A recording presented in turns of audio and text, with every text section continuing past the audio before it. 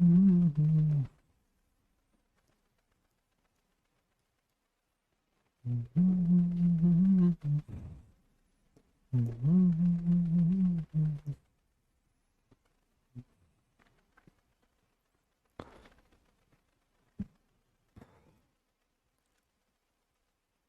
Ji. Hello and welcome to all my dear students. क्या हाल चाल है आप लोगों के, कैसे हैं आप सब लोग। एक बार फिर से आप सब लोगों का मैं वेलकम करता हूं अर्जुना जेई बैच में, और उम्मीद करता हूं कि आप सब लोग बहुत ही बढ़िया होंगे। लास्ट क्लास में जो भी हम लोगों ने पढ़ा है उसको अच्छे से पढ़ के आए होंगे, रिवाइज करके आए होंगे। Yes, so very good evening to all of you. Good evening, good evening, नमस्कार, गुड इवनिंग। अगर मेरा ऑडियो और वीडियो क्लियर है तो एक बार के लिए थम्स अप कर देना आप सारे लोग कि सर सब कुछ बढ़िया है, एवरीथिंग इज फाइन। हाँ जी, नमस्कार, गुड इवनिंग, नमस्कार, नमस्कार, नमस्कार। बताइए, देखें आपके क्या हाल चाल है जनाब, आपके क्या हाल चाल है। सब बढ़िया हो। हाँ जी, मैं बहुत अच्छा हूं भाई, मैं बहुत ही अच्छा हूं।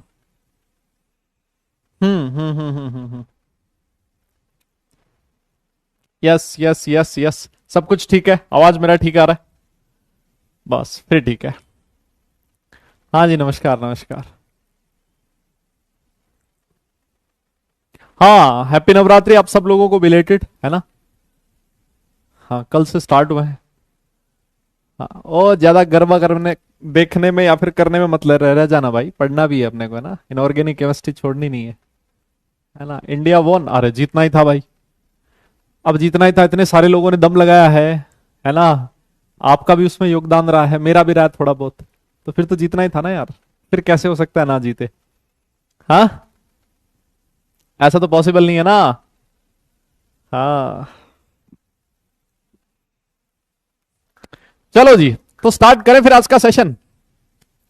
यस यस यस, स्टार्ट किया जाना चाहिए मेरे हिसाब से आज का सेशन। आज वाला जो सेशन है इसमें हम लोग काफी सारे कंपाउंड्स की प्रिपरेशन के बारे में बात करने वाले हैं। और आज वाले सेशन में भाई देखो, मैं पहले से ही बता दूं आप लोगों को, काफी सारी केमिकल रिएक्शंस होने वाली है ना। तो फिर मत मुझे बोलना कि सर मतलब इतनी सारी रिएक्शंस कैसे आ गई, क्या करेंगे। अब वो है जो है, प्रिपरेशन की रिएक्शंस है, कुछ केमिकल रिएक्शंस होती है उनकी, जो हम लोग अलग अलग सब्सटेंसेस के बारे में बात करने वाले हैं, ठीक है ना। तो आज वाला सेशन थोड़ा सा आपके लिए हैवी हो सकता है, हैवी समझने वाले पॉइंट ऑफ व्यू से नहीं, याद रखने वाले पॉइंट ऑफ व्यू से। क्योंकि जो समझने वाली चीजें हैं, मैक्सिमम चीजें वो हम लोग पहले ही पढ़ चुके हैं। वो जितने भी कॉन्सेप्ट्स हैं वो सारे कॉन्सेप्ट्स पहले आ चुके हैं। उन्हीं कॉन्सेप्ट्स पे बेस्ड कुछ केमिकल रिएक्शंस हैं, उन रिएक्शंस को हमें याद करना पड़ेगा, है ना। तो पहले मैंने आप लोगों को है ना वो चेतावनी दे दी है। ठीक है, ऑल राइट। तो किया जाए स्टार्ट। मेरा मैच तो जीत गया भाई, मैं तो जीत ही जाता हूं। मेरी टीम अच्छी टीम है वैसे, है ना। तो हाँ जी, संभाल लोगे ना। हाँ, संभाल लेना भाई, डूब मत जाना, मतलब है ना, गहराई में मत चले जाना इतना, है ना। चलें फिर करें, स्टार्ट करें, स्टार्ट करें, स्टार्ट किया जाए। Yes yes yes yes. अच्छा देखो, आज वाले जो सेशन है क्या क्या देखने वाले हैं। देखो, ग्रुप 13 एलिमेंट्स हम लोग पढ़ रहे हैं अभी, उसमें आज हम लोग बोरोन और एल्यूमिनियम के कुछ और कंपाउंड्स के बारे में पढ़ेंगे। हालांकि लास्ट क्लास में मैंने तुम्हें बोरेक्स की प्रिपरेशन बताई थी, उसकी केमिकल रिएक्शंस बताई थी। बोरेक्स बीड टेस्ट के बारे में भी मैंने आप लोगों को बताया था, याद है। बोरेक्स बीड टेस्ट याद है क्या, है ना। तो वो बहुत इंपॉर्टेंट टेस्ट है जब आप लोग क्लास 12th में जाओगे। अगर ये सारे टॉपिक आज खत्म हो गए तो फिर मैं आपको आज ग्रुप 14 एलिमेंट्स पे ले चलूंगा, और ग्रुप 14 एलिमेंट्स की एटॉमिक एंड फिजिकल प्रॉपर्टीज के बारे में आज हम लोग बात कर लेंगे, ठीक है। तो चलिए फिर आज का सेशन किया जाए स्टार्ट। डन। हाँ जी भाई लोगों, सब लोगों का ध्यान अब स्क्रीन पे हो। 4-5 मिनट चले गए है ना, बातें बातें मार ली हमने बढ़िया ढंग से। अब उसके बाद पढ़ाई करते हैं। सबका ध्यान स्क्रीन पे होना चाहिए, है ना, सिर्फ और सिर्फ। और बढ़िया कंसंट्रेशन के साथ अगले आने वाले टाइम में पढ़ाई करें। साथ साथ आज अपना जो लिखने का स्पीड है भाई लोगों, आपसे हाथ जोड़ के विनती है, थोड़ी सी अपनी स्पीड को फास्ट रखें, है ना, क्योंकि काफी सारी चीजें आज हमें लिखनी है। डन। तो आइए, सबसे पहले आज हम लोग बात करेंगे किसकी, बोरिक एसिड की प्रिपरेशन की। आ जाओ भाई लोगों, सबसे पहले हम लोग आज किसकी बात करेंगे, बोरिक एसिड की प्रिपरेशन, है ना। बोरिक एसिड की प्रिपरेशन की बात करेंगे, बोरिक एसिड की जो स्ट्रक्चर होती है उसके बारे में हम लोग बात करेंगे। फिर उसके बाद बोरिक एसिड की कुछ केमिकल रिएक्शंस के बारे में हम लोग बात करने वाले हैं ना। रिकॉर्डेड सेशन आप लोगों ने देख लिया सब लोगों ने। यस, मैंने ज्यादा बड़ा सेशन नहीं दिया था, 1 घंटे का सेशन दिया था, वो सिर्फ इसलिए ताकि आप लोग अच्छे से उस पूरे सेशन को रिवाइज कर सके, अच्छे से पढ़ सके, उसके नोट्स बना सके, है ना। बड़ा लंबा चौड़ा मैंने सेशन नहीं दिया है। ऑलराइट, उसमें मैं देख रहा था एक आधे बच्चे ने लिखा, सर आपका क्या है, आप तो सेशन देके भाग गए, है ना, हमें पढ़ना तो हमें पढ़ना है, पड़ता है ना। तो ऑब्वियस है वो तुम्हें ही पढ़ना पड़ेगा, मैं थोड़ी ना आऊंगा तुम्हारी तरह पढ़ने के लिए, तुम्हारी जगह पढ़ने तो नहीं आऊंगा ना। यस, हाँ बताओ, 1 घंटे का सेशन दिया, उसमें भी तुम लोग मतलब ऐसे कर रहे हो। इससे अच्छा तो मैं 2 घंटे का दे देता, ये वाले सारे टॉपिक उसमें कवर हो जाते, मेरा पिंड छूट जाता है। नहीं ना, वो तुम्हारे फायदे के लिए दिया यार 1 घंटे का सेशन, बताओ फिर भी तुम ऐसे कर रहे हो। हाँ जी, तो देखो सबसे पहली चीज H3BO3 कैसे बनता है। इसमें आपके सामने कुछ रिएक्शंस हम लोगों ने लिखी है, लेकिन इसमें से कुछ रिएक्शंस ऐसी है जो मैं आपको पहले ही पढ़ा चुका हूं। लास्ट वाली क्लास में हम लोगों ने पढ़ा था कि अगर जो बोरोन है ना, उसकी रिएक्शन आपने कॉन्सेंट्रेटेड HNO3 या फिर कॉन्सेंट्रेटेड H2SO4 के साथ करवा दी, तो बोरोन का क्या बन जाएगा, ऑक्सी एसिड बन जाता है। बोरोन का ऑक्सी एसिड कौन सा है बेटा, H3BO3 है ना। दोनों ही रिएक्शन में H3BO3 बनता है। HNO3 जो होता है वो NO2 में कन्वर्ट हो जाता है, H2SO4 जो होता है वो SO4 में कन्वर्ट होता है। याद करो, बोरोन जो था वो आपके जो रिड्यूसिंग एसिड्स हैं उनके साथ रिएक्ट नहीं करता था, बोरोन सिर्फ और सिर्फ ऑक्सीडाइजिंग एसिड्स के साथ रिएक्ट करता था। इसमें हाँ, ये दोनों रिएक्शन हम लोग पहले पढ़ चुके हैं, पिछली वाली जो क्लास थी उसमें। डन। अच्छा, अब इसमें एक चीज और आप एक नोटिस करो कि मैंने वहां पर लिखवाया था कि ऑक्सीडाइजिंग एसिड्स और नॉन ऑक्सीडाइजिंग एसिड्स। तो कुछ बच्चों ने डाउट पूछा था कि सर ऑक्सीडाइजिंग एसिड्स क्या होते हैं। तो देखो मैं यहां पर थोड़ी सी एक कहानी बता देता हूं आपको। अगर आप लोगों ने रेडॉक्स रिएक्शन पढ़ा होगा, यस पढ़ा आप लोगों ने। रेडॉक्स रिएक्शन में अगर मैं तुमसे पूछूं नाइट्रोजन का ऑक्सीडेशन स्टेट कितना है, जल्दी से बताओ, देखें आप कितना बोलोगे। आप बोलोगे सर देखो नाइट्रोजन की ऑक्सीडेशन स्टेट यहां पर है +5। यस सही है, +5 है। अब मुझे एक चीज बताइए, नाइट्रोजन की मैक्सिमम ऑक्सीडेशन स्टेट कितनी होती है। नाइट्रोजन की, कौन बताएगा मुझे, नाइट्रोजन की मैक्सिमम ऑक्सीडेशन स्टेट कितनी होती है। आप लोगों ने रिडॉक्स रिएक्शन पढ़ लिया है, फिजिकल केमिस्ट्री पढ़ लिया, इसलिए मैं ये टॉपिक बता रहा हूं, वरना अगर ये इनऑर्गेनिक पहले होता और फिजिकल बाद में होता तब मैं नहीं बताता आपको, है ना। तो आप लोगों ने पढ़ा होगा कि जो ग्रुप 15 एलिमेंट्स होते हैं उनकी पी ब्लॉक एलिमेंट्स की जो मैक्सिमम ऑक्सीडेशन स्टेट होती है वो होती है उनकी ग्रुप नंबर -10। तो यहां पर नाइट्रोजन की मैक्सिमम ऑक्सीडेशन स्टेट है +5। यहां नाइट्रोजन अपनी मैक्सिमम ऑक्सीडेशन स्टेट में है, तो आप लोगों ने पढ़ा था कि ऐसे कंपाउंड्स जिसमें कोई एलिमेंट अपनी मैक्सिमम ऑक्सीडेशन स्टेट में होता है, वो जो सब्सटेंसेस होते हैं किसकी तरह बिहेव करते हैं, ऑक्सीडाइजिंग एसिड्स की तरह बिहेव करते हैं। यस, क्यों बिहेव करते थे, बिकॉज यहां नाइट्रोजन का फर्दर ऑक्सीडेशन नहीं हो सकता। यस, नाइट्रोजन पहले से ही अपनी मैक्सिमम ऑक्सीडेशन स्टेट में है, नाइट्रोजन सिर्फ और सिर्फ रिड्यूस हो सकता है। जैसे मान लो नाइट्रोजन NO2 में कन्वर्ट हुआ, तो NO2 में ऑक्सीडेशन स्टेट कितनी है नाइट्रोजन की, +4। अरे बोलो ना दादा, तो +5 से +4 में जा रहा, मतलब इसका रिडक्शन हो रहा है, और रिडक्शन हो रहा है तो खुद किसकी तरह बिहेव करेगा, ऑक्सीडाइजिंग एसिड्स की तरह बिहेव करेगा, है ना। तो इसी वजह से ये जो एसिड होगा ये ऑक्सीडाइजिंग एसिड है, बिकॉज ये दूसरे को ऑक्सीडाइज करेगा और खुद रिड्यूस होगा। मेरी बात तो मैं समझ में आई, यस अब समझ गए ना, अब तो कोई डाउट नहीं है। फिजिकल केमिस्ट्री में रेडॉक्स रिएक्शन का ये वाला कॉन्सेप्ट था। तो जैसे हम लोग ये भी कहते हैं कि भाई जो KMnO4 होता है वो भी एक बहुत जबरदस्त ऑक्सीडाइजिंग एजेंट होता है, बहुत शानदार ऑक्सीडाइजिंग ऑक्सीडाइजिंग एजेंट होता है ना, एसिड तो नहीं होता ये, है ना। ये बहुत शानदार ऑक्सीडाइजिंग एजेंट होता है, क्यों, क्योंकि यहां पर Mn अपनी मैक्सिमम ऑक्सीडेशन स्टेट +7 में है ना, तो ये सिर्फ और सिर्फ रिड्यूस हो सकता है, ऑक्सीडाइज नहीं हो सकता। ठीक है, डन, ऑलराइट, समझ में आ गई बात। तो ये दो रिएक्शन हम लोग पहले पढ़ चुके हैं। एक रिएक्शन ये वाली है, ये भी हम लोग कल वाली क्लास में पढ़ चुके हैं, है ना। बोरेक्स दे रखा आपके सामने Na2B4O7.10H2O, और उसकी रिएक्शन अगर मैं HCl के साथ करवाऊं तो वो NaCl + H3BO3 में कन्वर्ट हो जाता है ना। जैसे H2SO4 है, ऑक्सीडाइजिंग एसिड में और देख लो, H2SO4 सल्फर +6 ऑक्सीडेशन स्टेट में, और +6 ऑक्सीडेशन स्टेट सल्फर की मैक्सिमम ऑक्सीडेशन स्टेट है। तो ये भी है ना, ये भी एक तरह का बहुत अच्छा ऑक्सीडाइजिंग एसिड होता है, लेकिन तब जब ये कॉन्सेंट्रेटेड फॉर्म में हो, डाइल्यूट फॉर्म में ये अपना ऑक्सीडाइजिंग बिहेवियर अच्छे से शो नहीं कर पाता है। ठीक है ना, मेरी बात समझ में आ गई। हाँ, अब तो डाइल्यूट नहीं होता, उसको तुम्हें ध्यान में रखना। HNO3 डाइल्यूट हो, कॉन्सेंट्रेटेड हो, कुछ भी हो, कोई दिक्कत नहीं है, ऑक्सीडाइजिंग होगा। लेकिन कुछ एसिड्स ऐसे होते हैं जो डाइल्यूट फॉर्म में ऑक्सीडाइज नहीं कर पाते दूसरे को, आपके सामने लिखा है। ठीक है, तो ये वाली रिएक्शन भी हम लोग लास्ट क्लास में पढ़ चुके हैं। अब देखो कुछ हाइड्रोलिसिस की रिएक्शन, हाइड्रोलिसिस मतलब वाटर के साथ रिएक्शन, ये देखो वाटर के साथ वाटर के साथ वाटर के साथ BCl3 है, यस, इसने वाटर के साथ रिएक्ट किया। आप चाहो तो वाटर को ऐसे लिख सकते हो H+OH- लिख सकते हो ना। तो ये जो OH- है वो बोरोन के साथ चला जाएगा, H+Cl- के साथ चला जाएगा, H+Cl- के साथ चला गया, HCl बन गया, और बोरोन से 3 Cl हटे हैं, उन 3 Cl की जगह 3 OH लग जाएगा, 3 OH लग गया तो मैं ऐसे लिख सकता हूं BOH होल थ्राइस, और ये जो BOH होल थ्राइस है यही है आपका H3BO3। तो ये एक और मेथड ऑफ प्रिपरेशन भी आपके सामने लिखा गया है। Yes yes yes yes. अरे बेटा ये रॉन्ग नहीं है, अरे मेरे भाई, अरे मुन्ना ये फर्दर, हाँ, अरे यार दादा बस यही निपट गया ना तुम लोग, हैं, निपट गया ना एक्चुअली। अरे बेटा ये रॉन्ग नहीं है, एक्चुअली होता क्या है इस रिएक्शन में मैं बताता हूं। इस रिएक्शन में पहले H2B4O7 बनता है, सुनो सुनो मेरी बात सुन लो तुम, हाँ, इस रिएक्शन में पहले H2B4O7 बनता है, ठीक है, और ये जो H2B4O7 है फर्दर इसको हीट करने पे ये कन्वर्ट हो जाता है H3BO3 में, ठीक है ना। तो मैं एक स्टेप मैंने हटा दिया, ठीक है, एक स्टेप मैंने हटा दिया, और ये बीच वाला H2B4O7 बनाए बिना मैंने डायरेक्ट H3BO3 बना दिया, ठीक है ना। ये गलत नहीं है रिएक्शन, हाँ, मतलब तुम एकदम से जज्बाती हो जाते हो। आगे तो देखो उस वो जो H2B4O7 बना है वो फर्दर किस में कन्वर्ट हुआ है वो भी तो देख लो। टेट्राबोरिक एसिड फर्दर किस में कन्वर्ट हुआ, उसको हीट करने से H3BO3 में कन्वर्ट होता है, ठीक है ना। हाँ बताओ।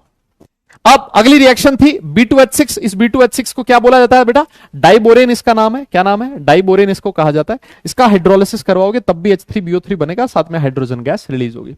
B2O3 बोरोन का ऑक्साइड होता है, उसका हाइड्रोलिसिस से भी H3BO3 बन जाता है, ठीक है ना। तो ये 3-4 इनमें से कुछ 5-6 रिएक्शंस हैं। 5-6 रिएक्शन में 3 रिएक्शन हम लोग पहले पढ़ चुके हैं, ये 2-3 रिएक्शंस है जो नई रिएक्शन है, लेकिन बहुत ही इंपॉर्टेंट रिएक्शन है सारी की सारी।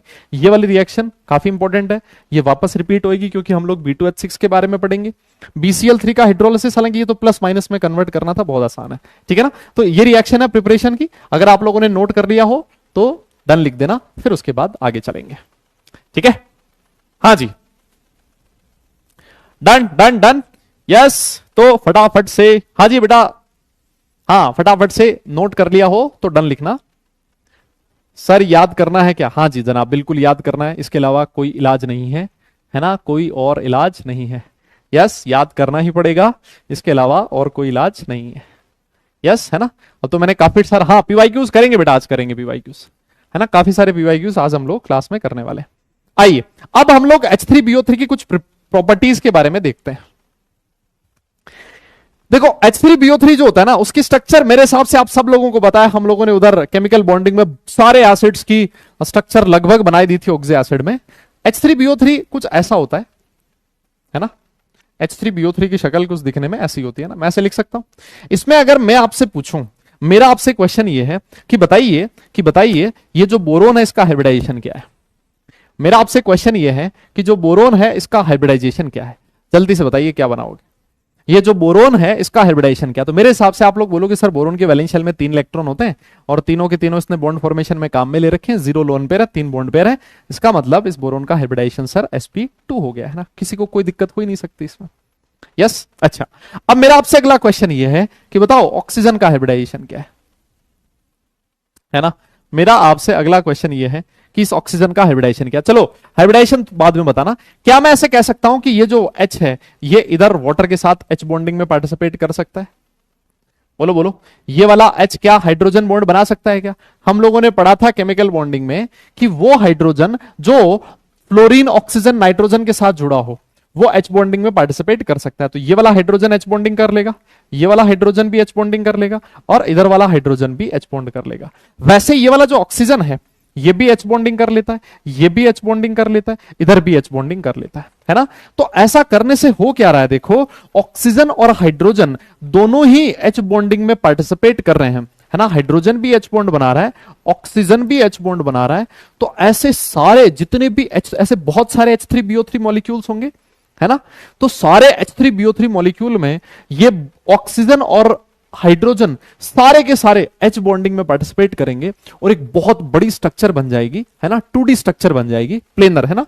एक 2D प्लेनर स्ट्रक्चर बन जाएगी, है ना। 2D होगी, अबे 2D नहीं है, 2D है ना। एक 2D प्लेनर स्ट्रक्चर बन जाएगी और उसकी मैं ऐसे कह सकता हूं कि एक लेयर बन जाएगी ऐसे, है ना। जितने भी H3BO3 एक प्लेन में प्रेजेंट होंगे सारे के सारे, है ना, क्योंकि बोरोन का हाइब्रिडाइजेशन sp2 है और sp2 जो होता है उसमें स्ट्रक्चर हम लोगों को पता है, ज्योमेट्री पता है हमें, प्लेनर ज्योमेट्री होती है ना। तो ऐसे सारे जो मॉलिक्यूल्स होंगे वो प्लेनर ज्योमेट्री में प्रेजेंट होंगे, ठीक है ना। लेकिन एक अगर मैं प्लेन की बात करूं, एक शीट बन जाएगी, है ना, लेयर बन जाएगी ऐसे, जैसे आप लोगों ने पढ़ा है ना उसका ग्रेफाइट का स्ट्रक्चर। ग्रेफाइट में बहुत सारे जो कार्बन के एटम्स होते हैं वो इस तरह से अरेंज होते हैं कि कार्बन एटम्स की लेयर्स बन जाती है, एक लेयर, दो लेयर, है ना, तीन लेयर। वैसे ही यहां पर भी जो आपके H3BO3 मॉलिक्यूल है इनकी भी लेयर बन जाएगी। अब ये जो लेयर्स हैं, इन लेयर्स के बीच में कौन सा फोर्स ऑफ अट्रैक्शन प्रेजेंट होगा? वैंडरवॉल। यस, लेयर्स के बीच में कौन सा फोर्स ऑफ अट्रैक्शन होगा? वैंडरवॉल। और एक ही लेयर में अगर तुमसे पूछे, एक ही लेयर में जो H3BO3 मॉलिक्यूल्स हैं, एक ही लेयर में जो H3BO3 मॉलिक्यूल्स हैं, उनके बीच कौन सा फोर्स ऑफ अट्रैक्शन है? तो आप कहोगे एक लेयर में, देखो ये लिखा है hydrogen bonding is present in layers, her layer में H बॉन्डिंग प्रेजेंट है, लेकिन दो लेयर्स के बीच में कौन सी बॉन्डिंग प्रेजेंट है? वैंडरवॉल। और आप सब लोग जानते हो कि ये जो वैंडरवॉल फोर्सेस हैं ये वीक फोर्सेस होते हैं, और वीक फोर्सेस होने की वजह से एक लेयर दूसरी लेयर के ऊपर ऐसे क्या कर सकती है? स्लिप कर सकती है, स्लाइड कर सकती है। इसी वजह से जो आपका H3BO3 होता है वो स्लिपरी पाउडर होता है। किस कलर का? व्हाइट कलर का। यस, किस कलर का होता है? स्लिपरी व्हाइट पाउडर होता है ना। और ये स्लिपरी क्यों होता है? बिकॉज दिस स्ट्रक्चर, है ना। दो लेयर्स के बीच में वैंडरवॉल फोर्सेस है, और वैंडरवॉल फोर्सेस वीक फोर्सेस होते हैं। वीक फोर्सेस की वजह से ये दो लेयर्स एक दूसरे के ऊपर स्लाइड कर सकती हैं। इसी वजह से आपका H3BO3 कैसा होता है? स्लिपरी होता है। डन। हाँ, जैसा कि बिल्कुल जैसा ग्रेफाइट में होता था, जैसा ग्रेफाइट में होता था, ठीक है। जैसा कहां होता था? ग्रेफाइट में होता था। डन। अगर मेरा आपसे एक और क्वेश्चन है कि क्या यहां पर बैक बॉन्डिंग पॉसिबल है क्या? बताइए, क्या H3BO3 में बैक बॉन्डिंग पॉसिबल है क्या? जल्दी बताओ, जल्दी बताओ। हाँ जी, क्या यहां बैक बॉन्डिंग पॉसिबल है क्या? कौन बताएगा? अरे जल्दी बोलो, क्या यहां पर बैक बॉन्डिंग पॉसिबल है क्या? बेटा यूज तो बहुत जगह होते हैं इनके, है ना, बहुत जगह यूज होते हैं। बैक बॉन्डिंग पॉसिबल है क्या भाई? बैक बॉन्डिंग की क्या पहचान होती थी? बैक बॉन्डिंग की यह पहचान होती थी कि जो एक एलिमेंट है उसके पास वैकेंट ऑर्बिटल होना चाहिए। तो बोरोन के पास तो होता है ना। बोरोन जब तीन बॉन्ड बनाता है, बोरोन जब तीन बॉन्ड बनाता है तो बोरोन के पास वैकेंट ऑर्बिटल होता है। तो इसके पास एक वैकेंट ऑर्बिटल है और इसके पास एक लोन पेयर है, तो इन दोनों में क्या हो जाएगा? बैक बॉन्डिंग हो जाएगी। क्या दिक्कत है बताओ?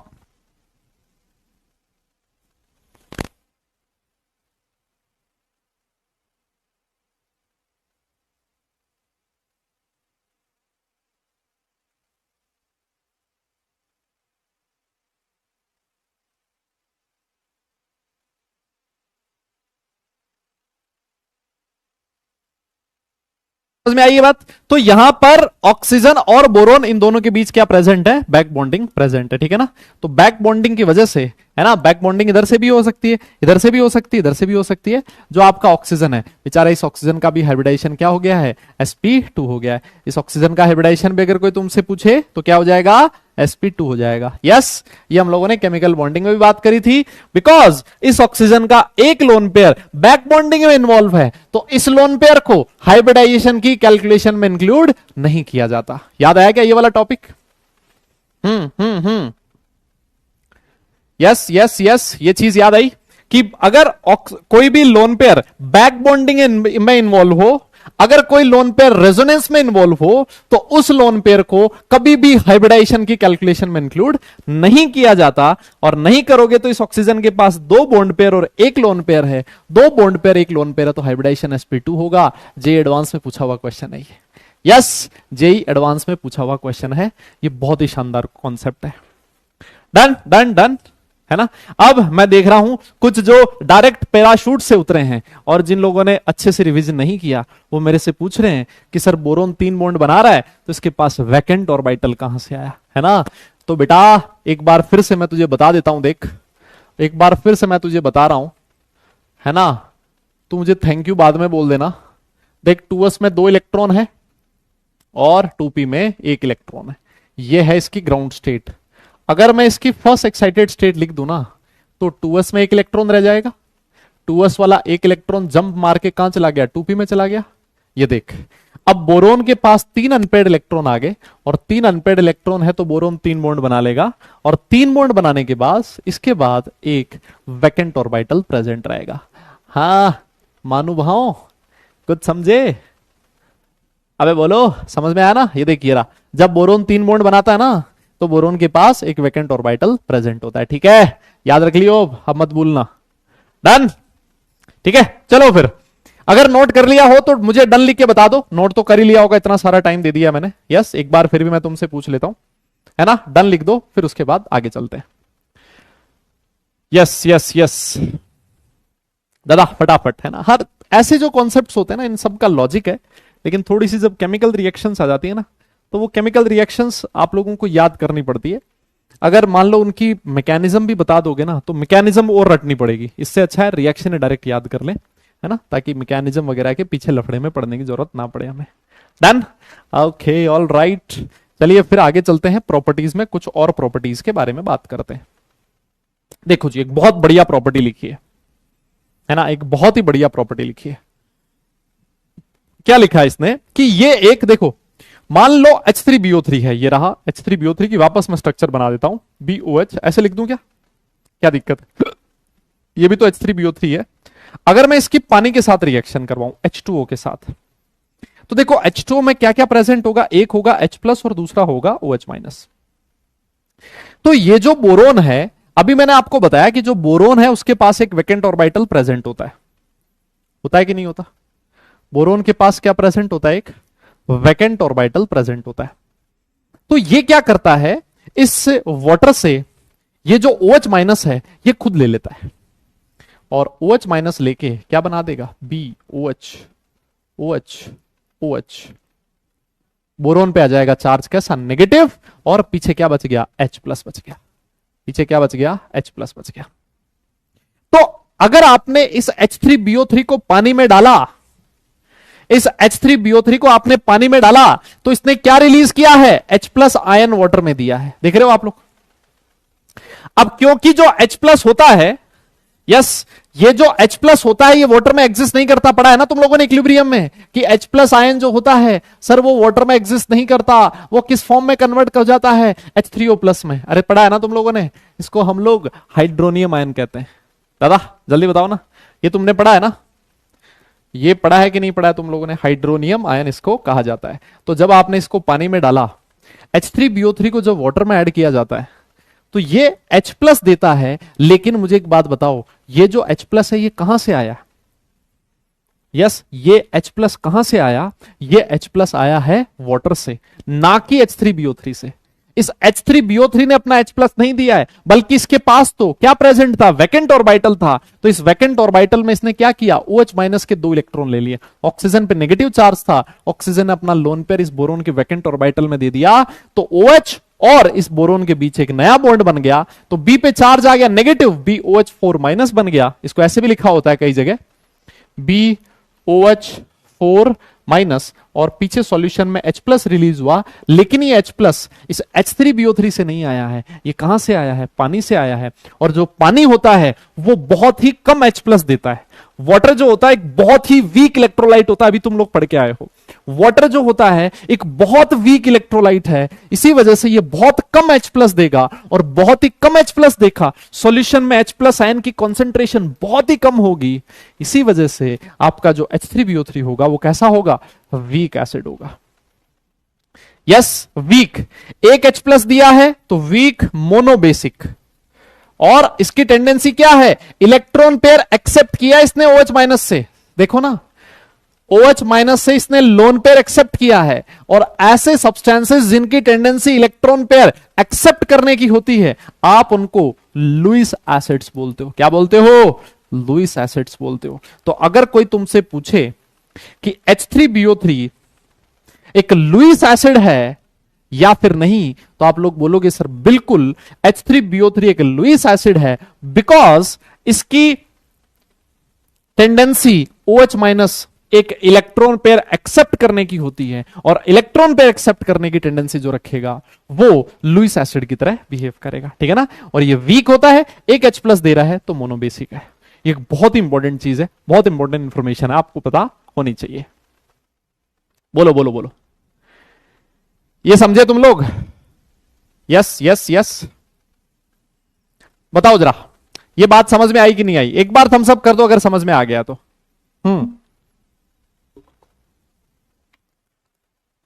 एक बार थम्स अप कर दो अगर बात समझ में आ गई है तो, फटाफट से। डन? बहुत बढ़िया बेटा। हाँ, अब एक चीज और देखो, आप लोग रिडॉक्स रिएक्शन में टॉपिक पढ़ के आए हो टाइट्रेशन, है ना? टाइट्रेशन पढ़ के आए हो, और ऐसा कहा जाता है कि इसकी जो टाइट्रेशन होती है ना, वो NaOH, NaOH क्या बेचारा एक स्ट्रॉन्ग बेस है ना? इसकी टाइट्रेशन NaOH के साथ नहीं करवाई जाती। क्यों? क्योंकि इसकी टाइट्रेशन में आपको शार्प एंड पॉइंट नहीं मिलेगा, है ना? अच्छा देखो, ये वीक है तो आप चाहो तो यहां पर ये वाला साइन भी बना सकते हो, ऐसा वाला साइन भी बना सकते हो आप ऐसे, है ना? क्योंकि वीक एसिड का आयनाइजेशन रिवर्सिबल होता है, पढ़ा है ना तुम लोगों ने? वीक एसिड का आयनाइजेशन रिवर्सिबल होता है, रिवर्सिबल भी लगा सकते हो। हाँ, तो आप लोगों ने टाइट्रेशन पढ़ी है, टाइट्रेशन में आप लोग एसिड की टाइट्रेशन बेस के साथ करवाते थे।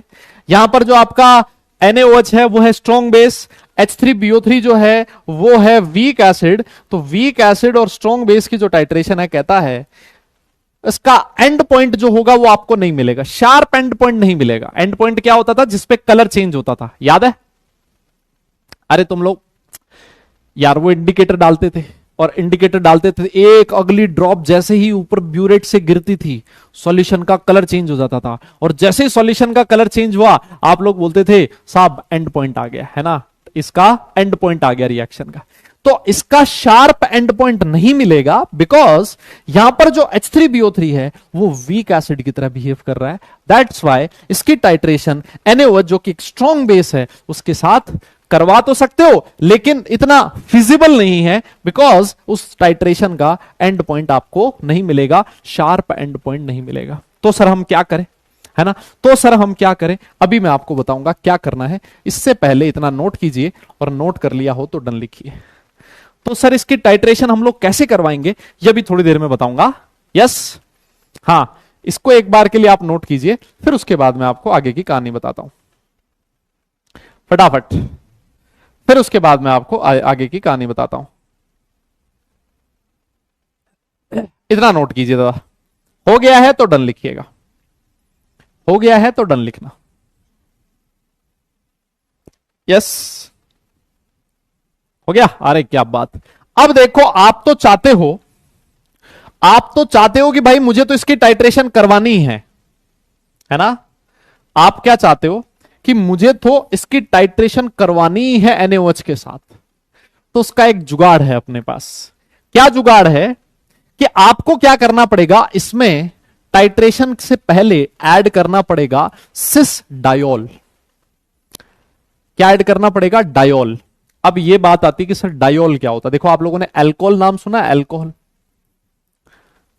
अल्कोहल नाम सुना है? अल्कोहल, OH ग्रुप को अल्कोहलिक ग्रुप बोला जाता है। अगर थोड़ा बहुत आप लोगों ने ऑर्गेनिक केमिस्ट्री पढ़ी है तो इतना याद होगा तुम्हें, है ना? OH ग्रुप को अल्कोहलिक ग्रुप बोला जाता है।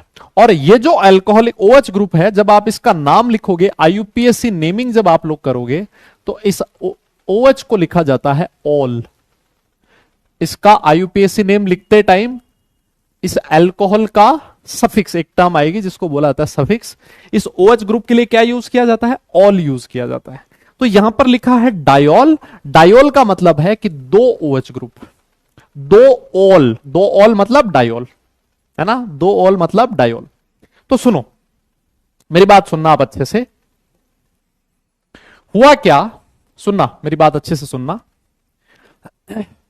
H3BO3 आपके पास था, यस, एक्वा सॉल्यूशन आपने ले रखा है, लेट से इसका तो क्या बन गया था, अभी हम लोगों ने बात करी थी, BOH OH OH OH, ये बन गया था, याद है, माइनस प्लस H प्लस बन गया था, यही बना था ना।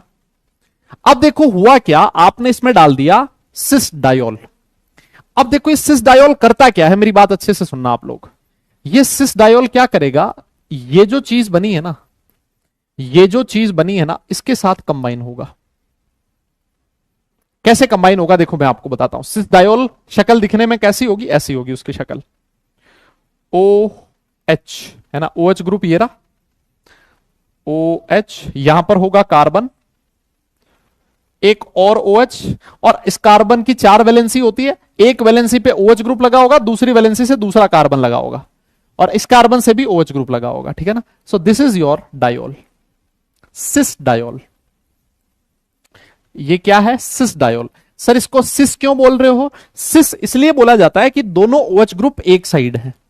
जब दोनों OH ग्रुप एक ही साइड हो तो सिस लिखा जाता है। जब आप ऑर्गेनिक केमिस्ट्री पढ़ोगे ना तो आपको समझ में आएगा। और अगर मान लो ये वाला OH ग्रुप इस साइड होता, ये वाला OH ग्रुप इस साइड होता, तो उसको ट्रांस डायोल बोलते। लेकिन वो हमारे टॉपिक मतलब हमारे इसका पार्ट नहीं है, तो उसको मैं यहां पर डिस्कस नहीं कर रहा हूं।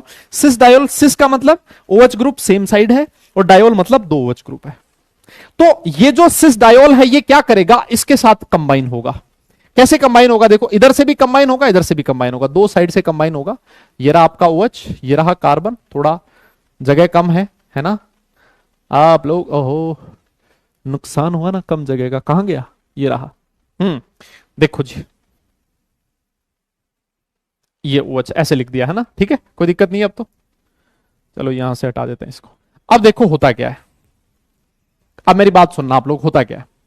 हाँ, यहां से H2O बाहर निकल जाएगा, यहां से भी H2O बाहर निकल जाएगा, यहां से भी H2O बाहर निकल जाएगा, और यहां से भी H2O बाहर निकल जाएगा।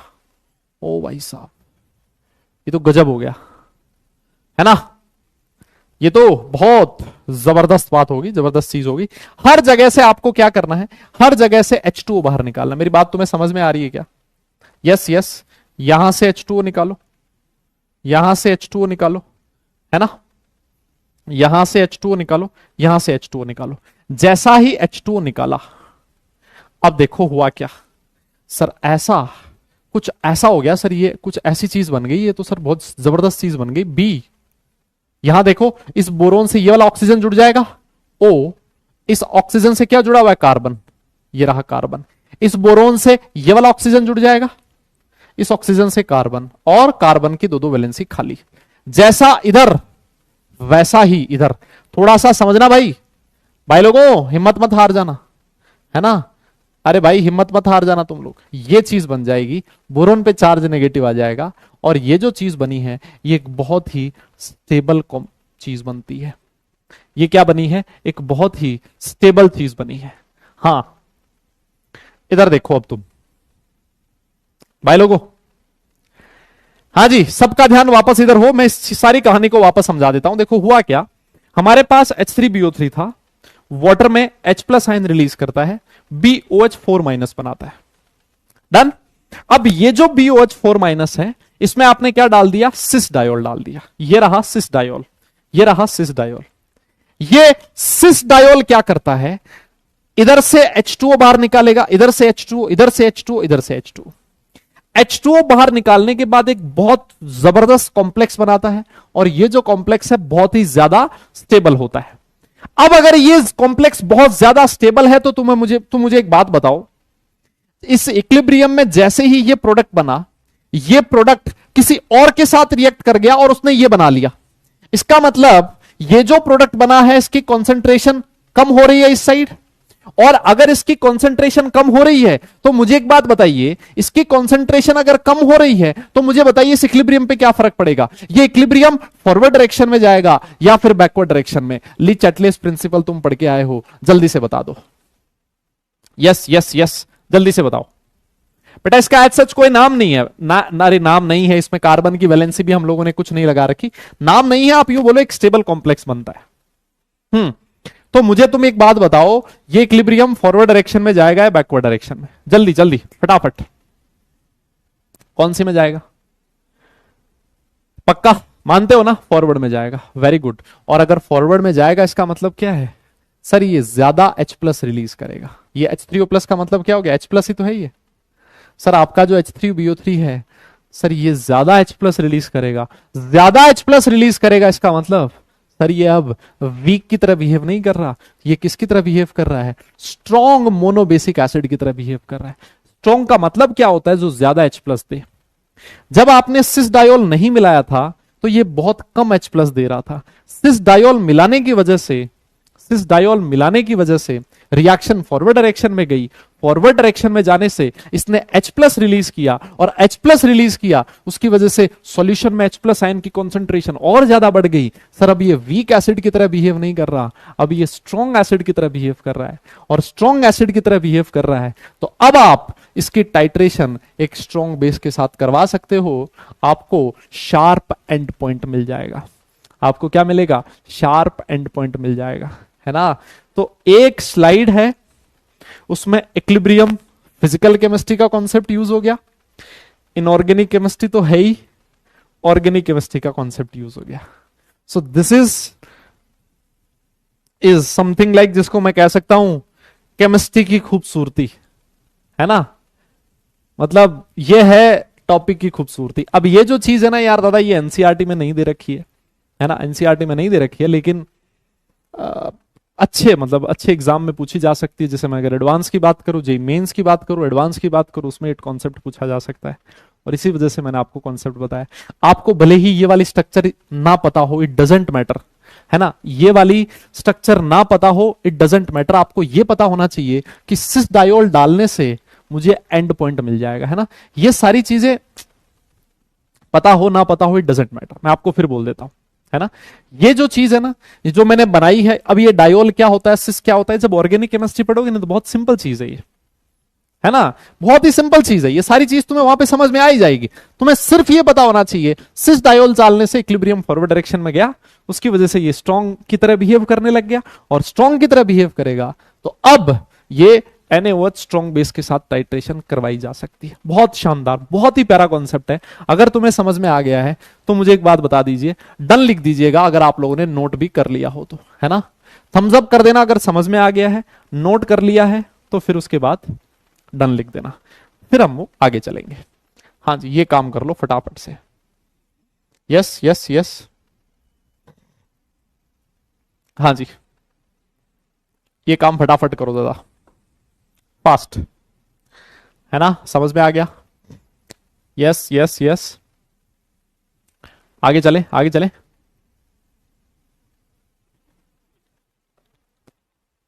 बहुत बढ़िया, बहुत ही बढ़िया।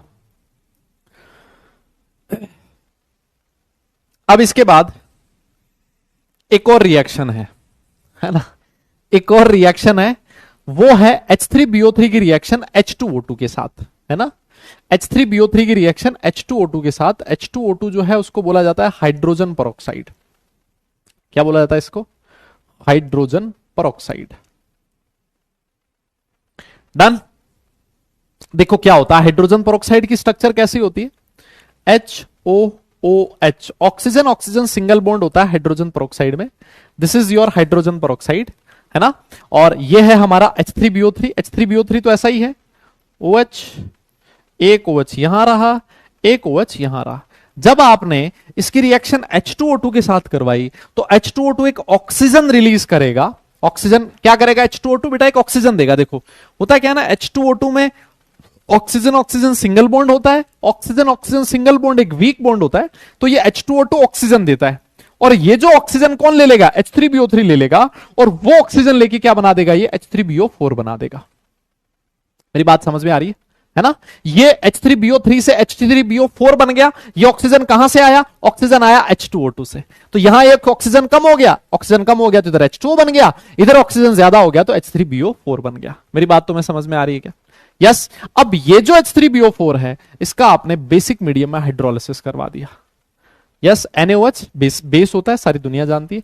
बेसिक मीडियम में इसका हाइड्रोलिसिस करवा दिया तो आपके सामने एक सब्सटेंस बना है जिसका नाम है सोडियम परऑक्सीबोरेट। सोडियम देखो ये रहा Na प्लस सोडियम प्रॉक्सी क्यों बोला है? प्रॉक्सी बोला जाता है ऑक्सीजन ऑक्सीजन सिंगल बॉन्ड को। ये देखो, this is your proxy linkage. इसको क्या बोला जाता है? Proxy linkage.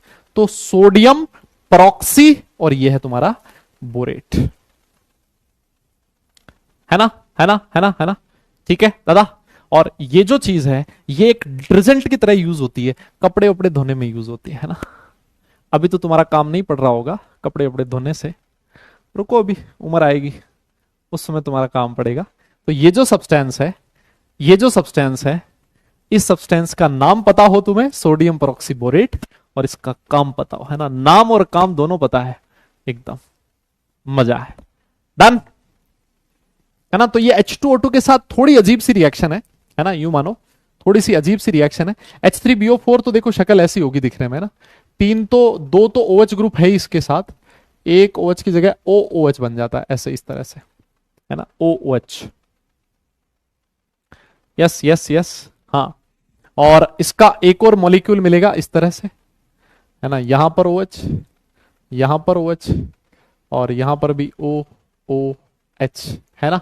तो देखो ये O इधर से मिल जाएगा, ये O इधर से मिल जाएगा, ठीक है? ये HOH यहां से बाहर चला जाएगा, और इस बोरोन 4 बॉन्ड बना लेगा, इस पे नेगेटिव आ जाएगा, इस पे नेगेटिव आ जाएगा, ये चीज ये बन गई, है ना? तो ये तो इसका पूरा प्रोसेस है जो मैंने बता दिया है, ये इस तरह से बना है ना?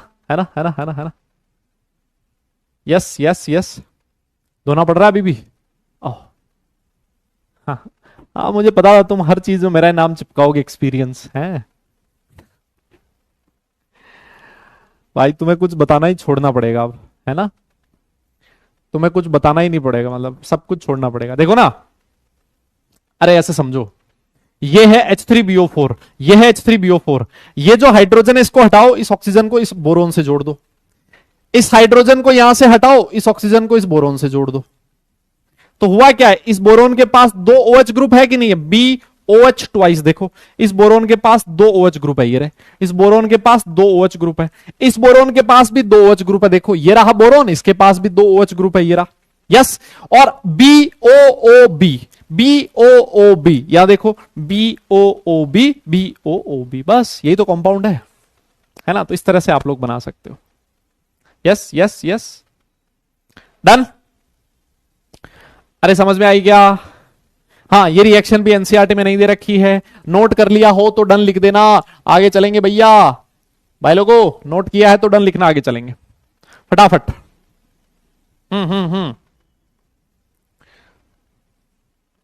यस यस, ये स्ट्रक्चर याद रखने का तरीका बताया मैंने। H3BO4 के 2 मॉलिक्यूल बन रहे हैं, देखो ये रहा H3BO4 का एक मॉलिक्यूल, ये रहा H3BO4 का एक मॉलिक्यूल। 2 मॉलिक्यूल इस तरह से लिखो, यहां से हाइड्रोजन हटाओ, यहां से हाइड्रोजन हटाओ, इस ऑक्सीजन को इस बोरोन से जोड़ दो, इस ऑक्सीजन को इस बोरोन से जोड़ दो, बस यही कंपाउंड है वो वाला, यही कंपाउंड है ये वाला, है ना? सेम ही कंपाउंड है। डन, वेरी गुड, बहुत बढ़िया। लो जी, अब इसके बाद आगे चलते हैं और बात करते हैं हीटिंग ऑफ H3BO3। ये इंपॉर्टेंट है, हीटिंग ऑफ H3BO3 ये इंपॉर्टेंट है दादा। देखो H3BO3 को अगर मैं हीट करूंगा, H3BO3 को अगर मैं हीट करूंगा तो बनता है मेटाबोरिक एसिड HBO2। बहुत इंपॉर्टेंट है, इसको ध्यान रखना, है ना, है ना, है ना? H3BO3 को हीट करने से HBO2 बनता है, which is known as metaboric acid. लेकिन ध्यान देना कितने टेम्परेचर पे हीट किया है? 100 डिग्री सेल्सियस पे। कोई बोले सर मुझे तो और हीट करना है, ठीक है और हीट कर दे भाई, 160 डिग्री पे और हीट कर दे। जब आप इसको 160 डिग्री पे हीट करोगे तो बनेगा टेट्राबोरिक एसिड H2B4O7। और आपका ना अभी भी दिल नहीं भरा हीट करने से, आप कहे सर मैं तो और हीट करने वाला हूं, आप इसको रेड हॉट कर दो, जबरदस्त रेड हॉट, मतलब बहुत जबरदस्त हीट कर दिया, तो ये कन्वर्ट हो जाता है किसमें? B2O3 में। ये कन्वर्ट हो जाता है किसमें? B2O3। और इसका नाम क्या है? बोरिक ऑक्साइड भी बोल सकते हो, और इसको बोरोन सेस्क्यू ऑक्साइड भी बोला जाता है। हां, इसको बोरोन सेस्क्यू ऑक्साइड भी बोला जाता है। देखो बोरोन सेस्क्यू ऑक्साइड, सेस्क्यू का मतलब क्या होता है? सेस्क्यू का मतलब होता है 1.5, है ना? 1.5। सेस्क्यू का मतलब क्या होता है? 1.5, 1.5। This is known as sesqui, है ना? तो अगर मैं यहां पर बोरोन और ऑक्सीजन का रेशियो लिखूं ना, बोरोन और ऑक्सीजन का रेशियो, बोरोन के 2 एटम है, ऑक्सीजन के 3 एटम है, तो ये जो रेशियो है क्या 1.5 आएगा क्या? बोरोन और ऑक्सीजन का जो रेशियो होगा क्या वो 1:5 1.5 आएगा क्या? चेक करना। और 1.5 है, इसी 1.5 को सेस्क्यू बोला है, इस वजह से B2O3 को बोरोन सेस्क्यू ऑक्साइड भी लिखा हो सकता है। यस, बात समझ में आ गई क्या? है ना? तो ध्यान रखना है, H3BO3 को 100 डिग्री सेल्सियस पे हीट करने से HBO2 बनता है, which is known as metaboric acid. इसको 160 डिग्री सेल्सियस पे हीट करने से टेट्राबोरिक एसिड बनेगा। उसको फर्दर हीट कर दोगे तो बोरोन सेस्क्यू ऑक्साइड बन जाएगा। अल्टीमेट जो प्रोडक्ट है वो बोरोन सेस्क्यू ऑक्साइड बनता है। डन। तो ये method of preparation of boron sesqui oxide भी है। ये क्या है? प्रिपरेशन ऑफ सेस्क्यू ऑक्साइड भी है। इस मेथड से आप सब सेस्क्यू ऑक्साइड भी बना सकते हो। डन। तो फटाफट से नोट कीजिए, नोट हो जाए तो डन लिखिए, फिर उसके बाद अगली स्लाइड पे चलते हैं। हाँ जी, नेक्स्ट स्लाइड पे चलते हैं, फटाफट से लिखिए इसको। हाँ बेटा, मन नहीं भरा ना? अबे साक्षी ऑक्साइड तुम्हें कान पे पड़ेगी, पढ़ लो पढ़ लो।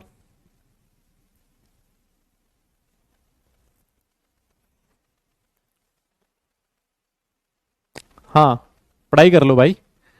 नोट आज कुछ भी नहीं पढ़ा लगभग, देखो 45 मिनट्स की क्लास हो गई और 2-4 स्लाइड ही पढ़ी आज हमने। हो गया? Done done. हाँ, लिख लिया होगा, वेरी गुड। तो चलिए फिर इसके यूज लिखा है ना? बोरिक ऑक्साइड का यूज लिखा है।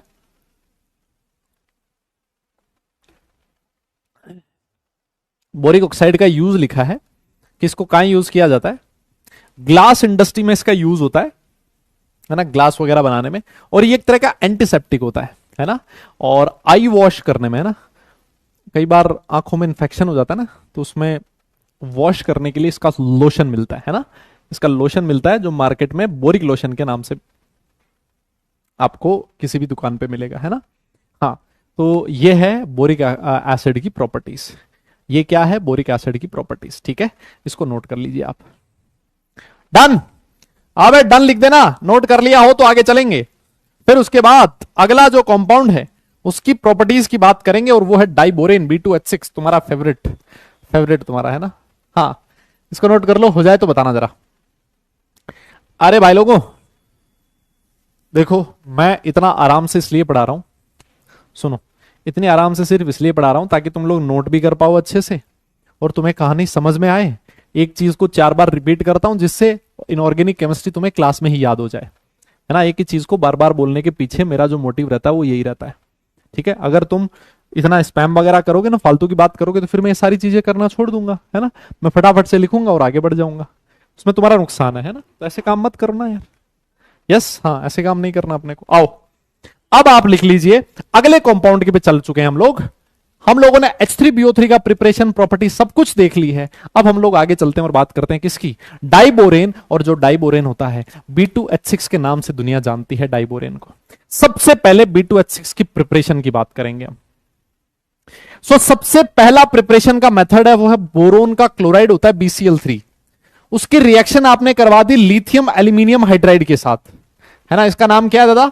Lithium aluminium. ऑर्गेनिक केमिस्ट्री में तुम जब पढ़ोगे ना तब तुम्हें समझ में आएगा लिथियम एल्यूमिनियम हाइड्राइड कि ये कितना जबरदस्त कंपाउंड है।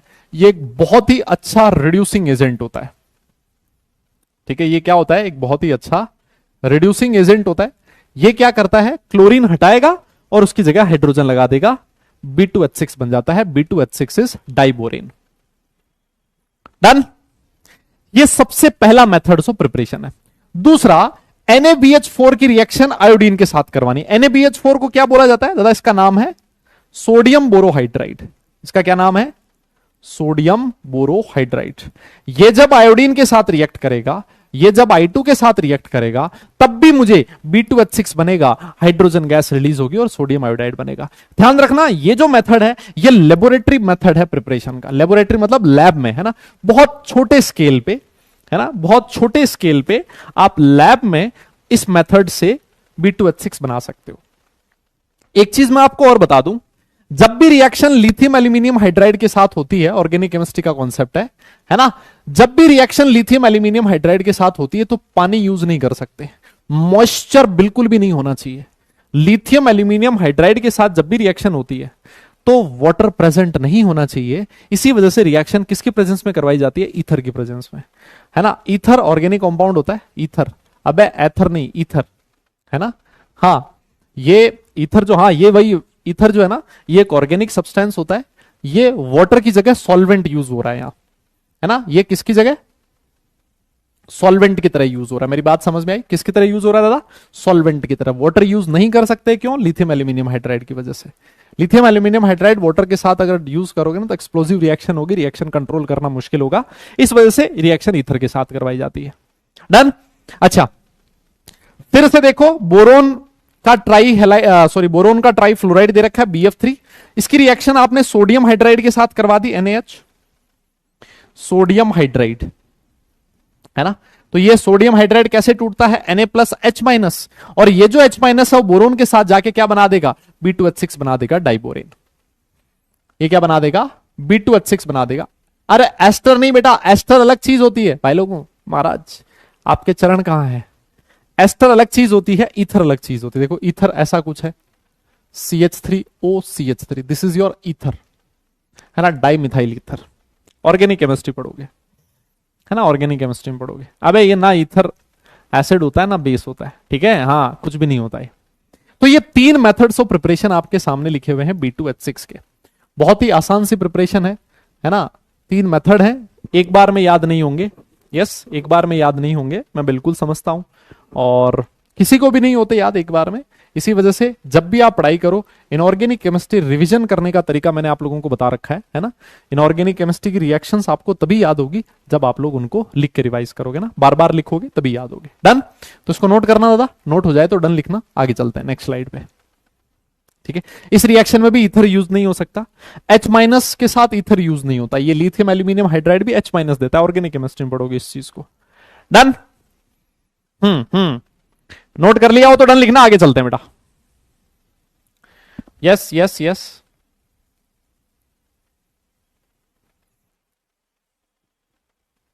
हाँ जी आगे चलते हैं। डन, हो गया हो गया हो गया, वेरी गुड, बहुत बढ़िया, बहुत ही बढ़िया। अब इसके बाद अगर मैं तुमसे इसकी स्ट्रक्चर की बात करूं, है ना, स्ट्रक्चर मैं पढ़ा चुका हूं, एक बार फटाफट से मैं तुम्हारा रिवीजन करवा दूंगा, है ना। B2H6 जिसको आप लोग डाइबोरेन बोलते हो, ये एक डाइमर होता है, किसका डाइमर होता है, बोरेन का। B2H6 की स्ट्रक्चर ये होती है, यस ये हम लोगों ने पहले भी पढ़ा है, और ये सारी कहानी इसके बारे में मैं आपको पहले पढ़ा चुका हूं। फटाफट से मैं सिर्फ रिवीजन करवाने की बात कर रहा हूं। सबसे पहला क्वेश्चन मेरा आपसे ये होगा कि इसमें हाइब्रिडाइजेशन क्या है बोरोन का। सबसे पहला क्वेश्चन आपसे ये होगा, हाइब्रिडाइजेशन ऑफ बोरोन क्या है ना, सबसे पहले तो ये बताओ। दूसरा मेरा क्वेश्चन आपसे ये है कि ये एक प्लेनर ज्योमेट्री है या फिर एक नॉन प्लेनर ज्योमेट्री है। B2H6 प्लेनर होता है या फिर नॉन प्लेनर होता है, दूसरा क्वेश्चन आपसे ये है। तीसरा क्वेश्चन ये है कि इसमें कितने 2C 2 इलेक्ट्रॉन बॉन्ड कितने हैं, इसकी स्ट्रक्चर में कितने 2C 2 इलेक्ट्रॉन बॉन्ड है और कितने 3C 2 इलेक्ट्रॉन बॉन्ड है, जल्दी से बताइए। ये 3-4 क्वेश्चन मैंने आप लोगों की स्क्रीन पर लिखे हैं, फटाफट से बताइएगा। यस यस यस, फटाफट से बताइए। यस बहुत बढ़िया बेटा। हाइब्रिडाइजेशन हम लोगों ने लिखा था बोरोन का sp3 होता है, और अगर sp3 है तो ये ज्योमेट्री कैसी होगी, नॉन प्लेनर होगी, प्लेनर नहीं होगी। इसकी स्ट्रक्चर में कितने 2C 2 इलेक्ट्रॉन बॉन्ड है, देखो ये वाला 2C 2 इलेक्ट्रॉन बॉन्ड है, यस 2 सेंटर 2 इलेक्ट्रॉन, ये वाला भी 2C 2 ही, ये वाला भी 2C 2 ही, ये वाला भी 2C 2 ही। तो 2C 2 इलेक्ट्रॉन बॉन्ड कितने हैं, 4 हैं, यस। और कितने 3C 2 इलेक्ट्रॉन बॉन्ड है, ये वाला देखो, एक ये रहा 3C 2 इलेक्ट्रॉन बॉन्ड और एक ये रहा, ठीक है डन। तो ये आपका, इसी को तो आप लोग 3C 2 इलेक्ट्रॉन बॉन्ड कहते थे, और या फिर आप इसको बनाना बॉन्ड भी कह देते थे ना, ब्रिज बॉन्ड में हम लोगों ने ये कॉन्सेप्ट पढ़ा है। तो कितने 2C 2 इलेक्ट्रॉन बॉन्ड है इसमें, 2 2C 2 इलेक्ट्रॉन बॉन्ड है। बात समझ में आ गई क्या, यस यस यस, अरे कुछ कुछ याद आया। सुनो, मान लो तुमसे मैं एक चीज पूछता हूं, bond length, yes bond length सुनना, और बॉन्ड ऑर्डर, बॉन्ड लेंथ और बॉन्ड ऑर्डर का ऑर्डर पूछने वाला हूं मैं तुमसे, बताना किसकी बॉन्ड लेंथ। देखो यहां पर ये जो 2C 2 इलेक्ट्रॉन बॉन्ड है, मान लेते हैं इसकी बॉन्ड लेंथ है x, और ये वाला जो 3C 2 इलेक्ट्रॉन बॉन्ड है इसकी बॉन्ड लेंथ है y। तो बताओ x और y में कौन बड़ा होगा, यस यस यस, x और y में कैसे बड़ा होगा, जल्दी बताइए। जल्दी बताइए कौन सी बॉन्ड लेंथ ज्यादा होगी, ब्रिज बॉन्ड की या फिर नॉर्मल बॉन्ड की, 2s2 इलेक्ट्रॉन बॉन्ड की? एक्स और वाई में से कौन बड़ा होगा, जल्दी बोलो। हाँ, इसको बनाना बॉन्ड भी कहते हैं दादा। सुना सुना लग रहा है, बहुत बढ़िया। चलो कुछ तो सुना सुना लगा है ना। किसकी बॉन्ड लेंथ ज्यादा है, बिल्कुल सही कह रहे हो आप लोग। बॉन्ड लेंथ जो है वो वाई की ज्यादा है, और यहां पर जबरदस्त चीज ये होती थी कि बॉन्ड ऑर्डर भी वाई का ज्यादा है। सर यही तो मजा है ना, B2H6 में, B2H6 में यही तो मजा था, है ना। और एक चीज मैंने आपको बताई थी, maximum number of atoms in a plane, है ना। Maximum number of atoms in a plane, एक प्लेन में कितने एटम्स हैं जो मैक्सिमम है, वो हम लोगों ने लिखे थे, कितने होते हैं, 6। कौन कौन से, देखो 1 2 3 4 5 6, है ना। ये सारे एटम्स प्लेन में है, हाइड्रोजन प्लेन से ऊपर, ये वाला हाइड्रोजन प्लेन से नीचे। डन। जिसका बॉन्ड लेंथ ज्यादा उसी का बॉन्ड ऑर्डर ज्यादा, यही तो मजा था B2H6 में, है ना। जिसका बॉन्ड लेंथ ज्यादा उसी का बॉन्ड लेंथ ज्यादा, बॉन्ड ऑर्डर भी ज्यादा। डन। ये ऐसा क्यों हुआ, ऐसा क्यों हुआ, ये तुम्हारा होमवर्क है, जाके पढ़ लेना अच्छे से, है ना। तभी तुम वापस रिवाइज करोगे इसको, वरना तुम रिवाइज करोगे नहीं, मुझे पता है। नोट कर लो तो डन लिखना, आगे चलेंगे, है ना। समझ नहीं आया ना बेटा, यस मुझे पता था नहीं समझ में आएगा बेटा, नहीं समझ में आएगा, इसीलिए देखो यहां पर लिखा है होमवर्क। बॉन्ड ऑर्डर और बॉन्ड लेंथ में सेम ऑर्डर क्यों है, यह जानने के लिए आप जाइए chemical bonding, yes chemical bonding में, जहां मैंने ब्रिज बॉन्ड पढ़ा रखा है, बनाना बॉन्ड पढ़ा रखा है, वहां पर जाके इसको पढ़िएगा, रिवाइज कीजिएगा, ठीक है। हाँ डन बेटा, ब्रिज बॉन्ड में पढ़ा रखा है मैंने ये सारे कॉन्सेप्ट्स, ब्रिज बॉन्ड। नोट कर लिया हो तो डन लिखना, आगे चलते हैं। डन डन, बहुत बढ़िया, वेरी गुड वेरी गुड, आगे आ जाओ। कुछ प्रॉपर्टीज के बारे में बात करेंगे, है ना। देखो डाइबोरेन जो होता है ना B2H6, ये एक कलरलेस हाईली टॉक्सिक गैस होता है ना, बहुत भयंकर टॉक्सिक होता है ना, जहरीला, है ना। अगर आप इसको ओपन मतलब ऐसे एयर में रख दोगे ना, अगर इसको आप एयर में रख दोगे ना, तो बहुत जबरदस्त रिएक्शन होती है इसके एयर के साथ। एयर में ऑक्सीजन प्रेजेंट होती है, ऑक्सीजन के साथ रिएक्ट करके B2O3 बना लेता है, और बहुत भयंकर एनर्जी रिलीज होती है। देखो डेल्टा एच नेगेटिव लिखा है, डेल्टा एच नेगेटिव लिखा है, मतलब हाईली एक्सोथर्मिक रिएक्शन है, यस हाईली एक्सोथर्मिक रिएक्शन है, बहुत जबरदस्त एनर्जी रिलीज होती है जब इसका कंबशन होता है, जब इसकी ऑक्सीजन के साथ रिएक्शन होती है। इसी वजह से जो आपका B2H6 लिक्विड फॉर्म में यूज किया जाता है, कहां पर, रॉकेट फ्यूल में, क्योंकि रॉकेट फ्यूल में इसको जब आप कंबशन करोगे तो बहुत high amount of energy release होगी, है ना, और वही जो एनर्जी होगी वो फ्यूल को आगे लेके जाएगी, ठीक है। हाँ तो इसको ध्यान रखो, ये वाली इंपॉर्टेंट रिएक्शन है, B2H6 एयर में रखने पर B2O3 बना देता है। वाटर के साथ भी इसकी रिएक्शन, ये वाली रिएक्शन हम लोग पढ़ चुके हैं अभी थोड़ी देर पहले, है ना। वाटर के साथ अगर B2H6 रिएक्ट करेगा तो बोरिक एसिड बनेगा, साथ में हाइड्रोजन गैस रिलीज होगी। ये वाली रिएक्शन इतनी ज्यादा इंपॉर्टेंट नहीं है अल्कली के साथ, है ना, अल्कली के साथ इतनी कोई इंपॉर्टेंट रिएक्शन नहीं है। हाँ मतलब KBO2 बन जाएगा और साथ में हाइड्रोजन गैस रिलीज होगी। इंपॉर्टेंट चीज ये है कि हाइड्रोजन गैस रिलीज हो रही है जब B2H6 KOH यहां पर अल्कली है ना। देखो पानी भी दे रखा है, वाटर सॉल्युबल बेस है, अल्कली है, ये वाला हाइड्रोजन गैस रिलीज कर रहा है। तो वाटर के साथ भी हाइड्रोजन गैस रिलीज होगी और अल्कली के साथ भी हाइड्रोजन गैस रिलीज होगी। This is more important. Done. ये वाली रिएक्शन आज हमने पढ़ी थी थोड़ी देर पहले, और ये वाली रिएक्शन इंपॉर्टेंट है ना, ये रिएक्शन काफी इंपॉर्टेंट है, इसको आप नोट कीजिएगा। डन, इसको नोट कर लेना, नोट हो जाए तो डन लिख देना, आगे चलते हैं फिर, है ना। हाँ इसको नोट करना बेटा, फिर आगे चलेंगे फटाफट। इसको नोट करो, हो जाए तो मुझे बताना, फिर आगे चलते हैं।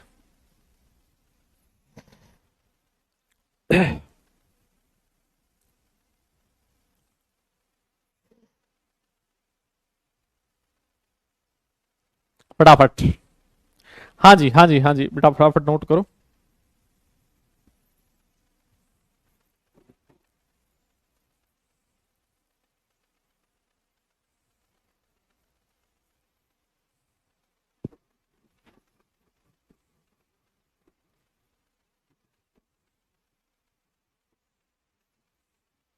हो गया, वेरी गुड बेटा, ऑल राइट, ठीक है जी।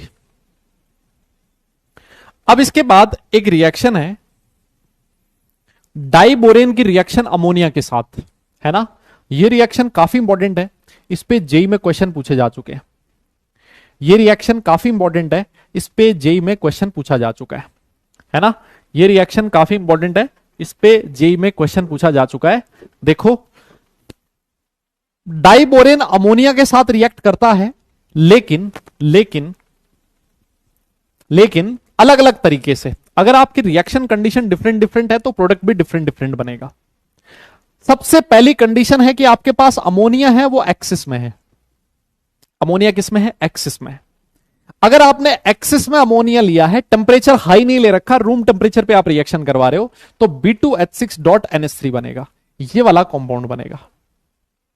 लेकिन अगर मान लो आपने अमोनिया तो एक्सिस में लिया है, लेकिन टेम्परेचर आपने हाई ले लिया, टेम्परेचर आपने हाई ले लिया, तो BNX बन जाता है। बोरोन नाइट्राइड है ना, ये क्या है? पॉलीमर है, बोरोन नाइट्राइड। सर यहां पर X क्यों लिखा है? सर ये X क्या है? भाई ये X तो तुम्हें पता है क्या है ना। अब मैं क्या बताऊं X के बारे में, सबका X अलग अलग हो सकता है ना। हाँ सर, ये क्या मजाक चल रहा है, याद कैसे होगा ये सब? बिल्कुल सही बात है। ये क्या चल रहा है भाई, ये क्या चल रहा है बताओ, कैसे याद होगा हमें? नहीं होगा बेटा, है ना। अगर ये मजाक लग रहा है ना तुझे, तो पक्का नहीं होगा तेरे से, तो है ना, दम लगा लियो ऊपर नीचे सारा, फिर भी नहीं होगा, मुझे लग रहा है ऐसा। हाँ आओ देखो, ये जो x है ना बेटा, 1 2 3 4 5 6 7 8 ऐसे करते करते x टाइम n भी लिख सकते हो, n टाइम Bn रिपीट हो रहा है। Boron nitrogen, boron nitrogen, boron nitrogen, boron nitrogen, बार बार रिपीटिशन हो रहा है। ये क्या बन रहा है? पॉलीमर बन गया। ये क्या बन गया दादा? पॉलीमर बन गया है। इसको क्या बोला जाता है? This is known as inorganic graphite, है ना। इसको नाम दिया जाता है इनऑर्गेनिक ग्रेफाइट। क्यों? क्योंकि जैसे इसकी स्ट्रक्चर, जैसे इसकी जो स्ट्रक्चर होती है ना, किसके सिमिलर होती है? जैसे ग्रेफाइट की स्ट्रक्चर होती थी ना, ग्रेफाइट, जैसे ग्रेफाइट की स्ट्रक्चर होती है, बिल्कुल सिमिलर इसकी स्ट्रक्चर होती है बोरोन नाइट्राइड की, है ना। बोरोन नाइट्राइड की लेयर स्ट्रक्चर होती है, और जो लेयर्स होती है उनके बीच में आपका वैंडरवॉल फोर्सेस प्रेजेंट होते हैं। यस यस यस, है ना। उनके बीच में क्या प्रेजेंट होते हैं? वैंडरवॉल फोर्सेस प्रेजेंट होते हैं, ठीक है ना। तो एक्सिस अमोनिया लोगे, हाई टेम्परेचर पे लोगे तो बोरोन नाइट्राइड बनेगा, और बोरोन नाइट्राइड जो होता है वो पॉलीमर, देखो बोरोन BnX लिखा है ना, पॉलीमरिक फॉर्म में प्रेजेंट होता है। इनऑर्गेनिक ग्रेफाइट क्यों बोला है? ये ग्रेफाइट नहीं है, ये इनऑर्गेनिक केमिस्ट्री का ग्रेफाइट है। भाई ग्रेफाइट में कार्बन होता है, और कार्बन कहां पढ़ा जाता है? ऑर्गेनिक केमिस्ट्री में। यस, कार्बन कहां पढ़ा जाता है? ऑर्गेनिक केमिस्ट्री में। लेकिन यह इनऑर्गेनिक ग्रेफाइट, इसकी स्ट्रक्चर ग्रेफाइट के सिमिलर है, दैट्स वाई इसको इनऑर्गेनिक ग्रेफाइट बोला गया है, और कोई रीजन नहीं है मुन्ना, और कोई रीजन नहीं है। डन? यस, बहुत बढ़िया। चलिए ये वाली रिएक्शन अभी ना, ये याद कैसे करना पड़ेगा ना, अभी मैं इसकी पूरी तुम्हें कहानी बताऊंगा ना कि ये रिएक्शन कैसे हुई है। तुम हाथ जोड़ लोगे ऐसे, हाथ अभी बताऊंगा, लेकिन आज मैं, है ना, आज मैं तुम्हें बताऊंगा कि रिएक्शन कैसे हुई है ना। तुम हाथ ना जोड़ दो ना तो मुझे बताना। आओ देखो, एक और रिएक्शन है।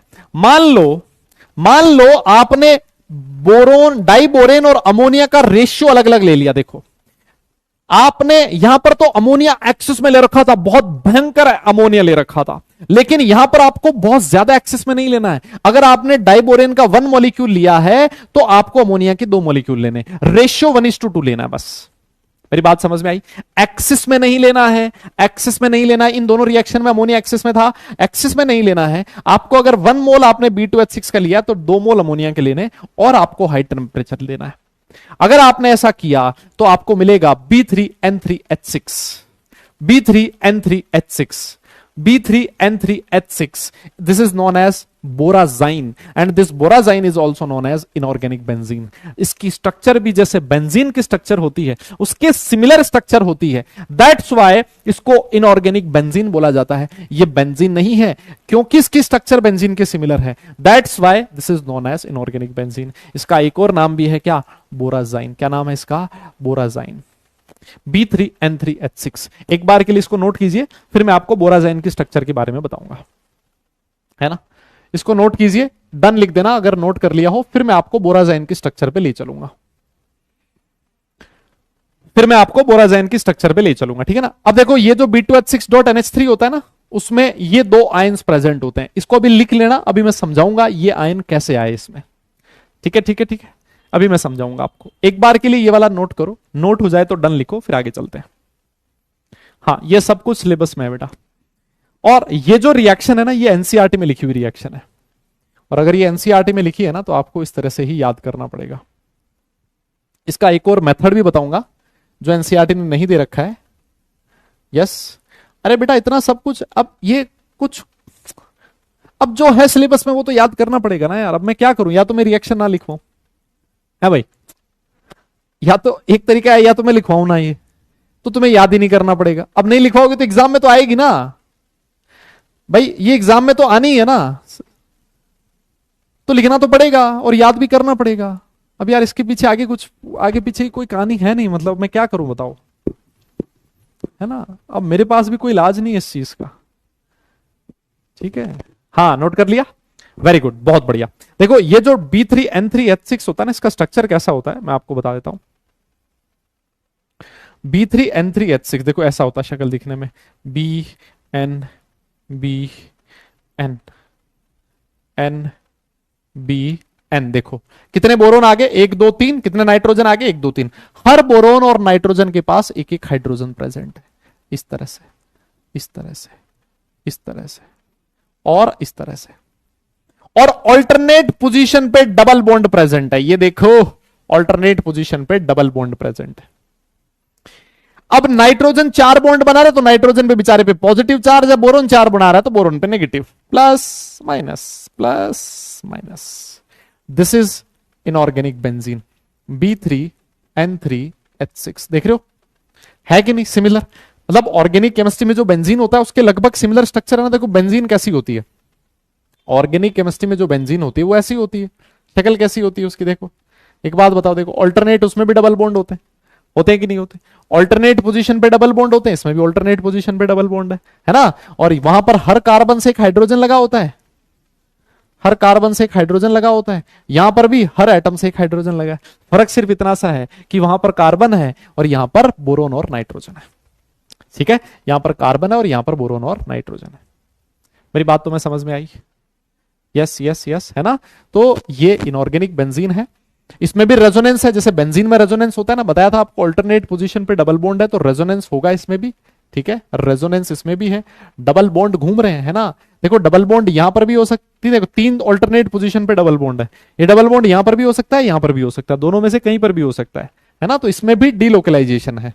रेजोनेंस पढ़ा था हम लोगों ने, डीलोकलाइजेशन का मतलब क्या होता है, पाई बॉन्ड का घूमना, उसको बोला जाता है डीलोकलाइजेशन। एक चीज आपको और ध्यान में रखनी है कि ये ज्यादा रिएक्टिव होती है, मोर रिएक्टिव देन बेंजीन। क्या होती है दादा? More reactive than benzene. ये बेंजीन के कंपैरिजन में ज्यादा रिएक्टिव है, this is more reactive than benzene, B3N3H6। Then ये देखो एक्चुअली बनती कैसी है, इसमें कुछ होता ऐसा है कि ये है boron nitrogen, boron nitrogen, boron nitrogen, ऐसे समझना आप लोग। थोड़ा सा पूरा मैं तुम्हें उधेड़ के ही बता देता हूं, है ना। देखो ये कुछ ऐसा होता है, नाइट्रोजन के पास प्रेजेंट होता है लोन पेयर, होता है कि नहीं होता, ईमानदारी से बताओ होता है। अरे ये 2 B क्यों लगा दिए भाई, यहां N आएगा, यहां B आएगा, क्या कर रहा है मेरे भाई। ये देख, है ना, नाइट्रोजन के पास लोन पेयर है बेटा, नाइट्रोजन के पास लोन पेयर है और बोरोन के पास वैकेंट ऑर्बिटल था, है कि नहीं होता। सर बोरोन 3 बॉन्ड बना रहा है, और जब भी बोरोन 3 बॉन्ड बनाता है सर इसके पास एक वैकेंट ऑर्बिटल होता है, तो वैकेंट ऑर्बिटल होता है तो पता क्या करता है, ये नाइट्रोजन अपना लोन पेयर इसके वैकेंट ऑर्बिटल में दे देगा। जब इस नाइट्रोजन ने अपना लोन पेयर इस बोरोन के वैकेंट ऑर्बिटल में दे दिया तो बॉन्ड बन गया, इस नाइट्रोजन ने अपना लोन पेयर इस बोरोन के वैकेंट ऑर्बिटल में दे दिया तो यहां बॉन्ड बन गया, इस नाइट्रोजन ने अपना लोन पेयर इसके वैकेंट ऑर्बिटल में दे दिया तो यहां बॉन्ड बन गया। सर ये कौन सी बॉन्डिंग है, ये है सर बैक बॉन्ड, ये क्या है, बैक बॉन्ड। इसीलिए मैं कहता हूं हमेशा इनऑर्गेनिक केमिस्ट्री आपको बोरियत भरी लगने लगेगी कब, है ना, आपको तब बोरियत भरी लगने लगेगी जब आप लोगों को पुराने कॉन्सेप्ट नहीं याद है, तुम्हें नहीं पता कि ये रेजोनेंस क्या है, तुम्हें नहीं पता कि डीलोकलाइजेशन क्या है, तुम्हें नहीं पता कि सर बैक बॉन्डिंग कैसे हो गई, तो इसमें प्रॉब्लम आएगी भाई। देखो सीधी सी बात ही है, ठीक है ना। इसको नोट कर लेना, नोट हो जाए तो डन लिख देना, आगे चलते हैं फिर। हाँ जी दादा इसको नोट कर लेना, अगर नोट कर लो तो फिर मुझे बता देना, आगे चलेंगे फिर। फटाफट करो, देखें ये काम।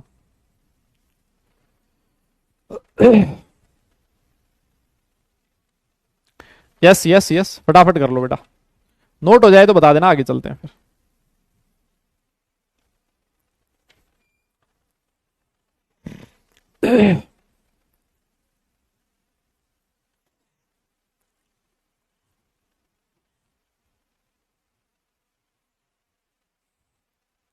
हो गया हो गया हो गया। अरे ऑक्सीजन नहीं। हाँ, एक चीज में और ध्यान में रख लो, देखो सारे के सारे जितने भी एलिमेंट्स हैं सबका हाइब्रिडाइजेशन क्या है, sp2 होता है ना।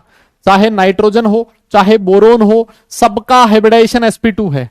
सबका हाइब्रिडाइजेशन sp2 है, इसका मतलब ये ज्योमेट्री, ये मॉलिक्यूल कैसा है, प्लेनर है ना, ये भी लिख लेना। ये कैसा दादा, प्लेनर मॉलिक्यूल है ना। सर नाइट्रोजन का हाइब्रिडाइजेशन कैसे आया, अरे भाई ये बैक बॉन्ड है ना, नाइट्रोजन का लोन पेयर इसके साथ बैक बॉन्डिंग में इन्वॉल्व है, इसके पास कोई लोन पेयर नहीं है, 3 सिग्मा बॉन्ड है, तो ये हाइब्रिडाइजेशन sp2 होगा। सारे एटम्स का हाइब्रिडाइजेशन sp2 है, इसी वजह से इसकी ज्योमेट्री कैसी है, प्लेनर है। ठीक है ना, इसी वजह से इसकी ज्योमेट्री कैसी है, प्लेनर है। Done, all right all right. हाँ बेटा रेजोनेंस है ना, अरे डीलोकलाइजेशन का मतलब ही रेजोनेंस होता है भाई। डीलोकलाइजेशन मतलब पाई बॉन्ड का घूमना है ना, वही तो रेजोनेंस था। आओ देखें, आओ आओ, अब मैं आपको कुछ क्वेश्चन करवा देता हूं। ओ ओ ओ ओ ओ, ओ एक क्वेश्चन करते हैं, आइए। क्वेश्चन आपकी स्क्रीन पर है, ये कौन से साल में पूछा गया क्वेश्चन है, 2022 में पूछा हुआ क्वेश्चन है। देखो जरा, 2022 में पूछा हुआ क्वेश्चन है, पोल दूंगा इसका। हाँ पोल आएगा इसका, पोल पोल दादा, हाँ पोल आएगा, इसको क्वेश्चन अच्छे से पढ़ लो। क्वेश्चन है identify the correct statement for B2H6 from those given below, है ना। कुछ स्टेटमेंट दिए गए हैं B2H6 रिलेटेड, आपको बताना है कौन से करेक्ट है। लिखता है कि B2H6 में all boron hydrogen bonds are equivalent, पहला है। और कहता है कि 4 3C2 इलेक्ट्रॉन बॉन्ड है। फिर उसके बाद कहता है कि जो B2H6 है वो एक लुईस एसिड होता है। फिर कहता है कि B2H6 can be synthesized from both BF3 and NaBH4, और कहता है लास्ट में कि ये एक प्लेनर मॉलिक्यूल है। बताइए, पोल आपकी स्क्रीन पर है, यस पोल आपकी स्क्रीन पर नहीं है अभी, आप पहले ऑप्शंस पढ़िए, पढ़ लिया आप लोगों ने सारे। अब इसके बाद मैं आपको पोल देता हूं, पोल मैंने आपकी स्क्रीन पर दे दिया है। चलो इसको मैंने साइड में हटा दिया है, आराम से क्वेश्चन आप लोगों ने पढ़ ही लिया होगा। फटाफट से टिक करो कितने बच्चे हैं जो इस क्वेश्चन का सही जवाब देते हैं। अभी पता लगेगा कितने लोग पढ़ने वाले लोग हैं, है ना, अभी पता लगेगा भाई कितने लोग हैं जो ईमानदारी से पढ़ रहे हैं, बताओ देखें फटाफट।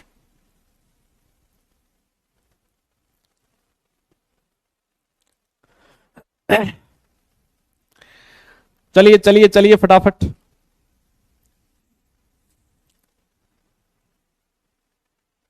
आ गया पोल आ तो गया भाई। लो जी पोल होने वाला है खत्म, हाँ पोल होने वाला है खत्म।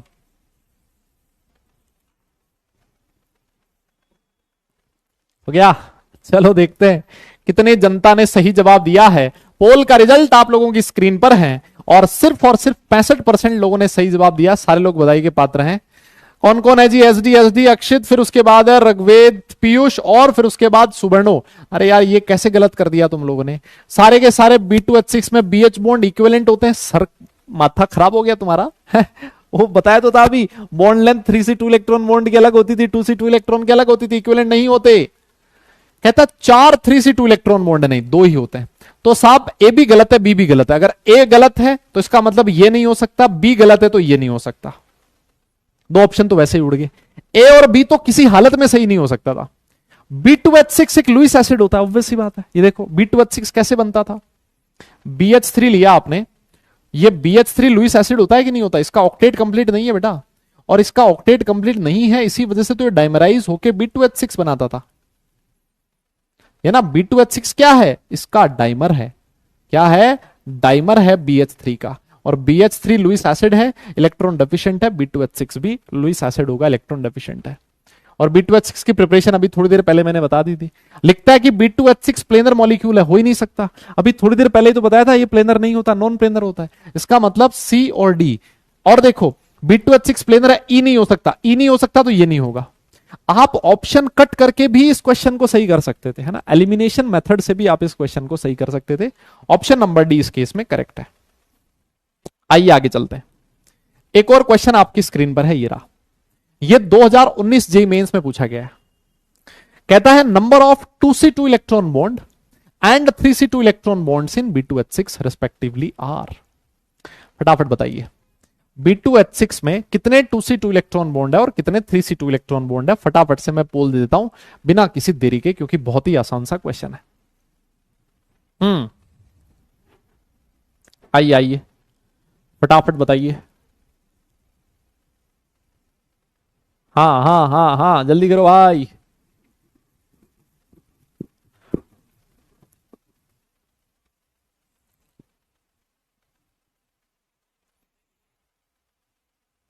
हाँ जी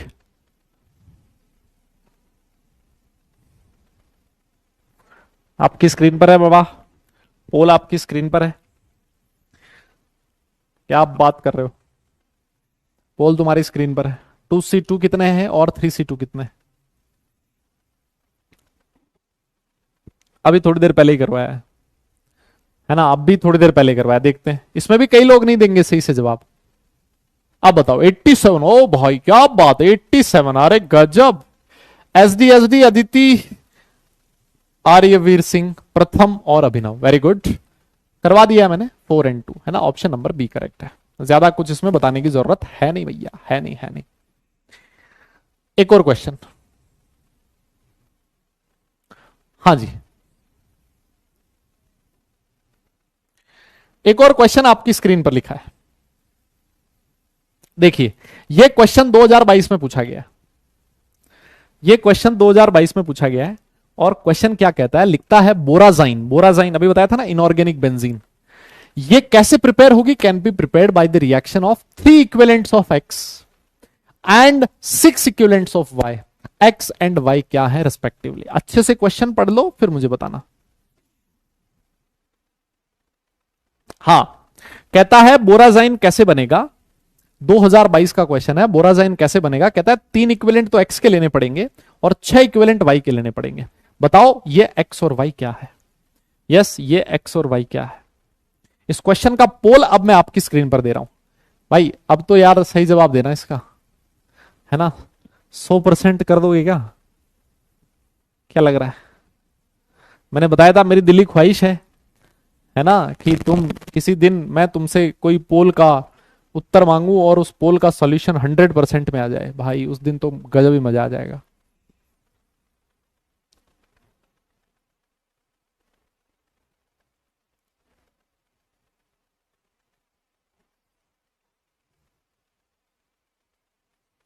यस हो गया क्या?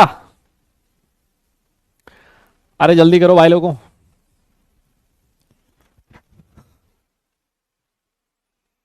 हम्म वाह वाह वाह। कह रहा सर आपका ख्वाब ख्वाब ही रह जाएगा। हैं देखो जी 81% बच्चों ने सही जवाब दिया। एक बार के लिए लीडर बोर्ड देख लेते हैं। एसडी, अक्षित, अभिनव, अदिति और सुवर्ण चौधरी। भाई देखो अभी थोड़ी देर पहले मैंने बताया था कि आपको अगर B3N3H6 बनाना है तो B2H6 और NH3 क्या लेना पड़ेगा सर? 1:2 के रेशियो में लेना पड़ेगा। 1:2 तो ये 3:6 भी तो 1:2 ही है। अरे बोलो ना, ये 3-6 1:2 ही तो है। यहां 2-4 भी हो सकता था, 4-8 भी हो सकता, 4-8 भी हो सकता था। मेरी बात समझ में आ रही? यस अरे बोलो। ऐसा ही तो था ना यार, ये अभी तो दिया था, यही तो चीज बताई थी।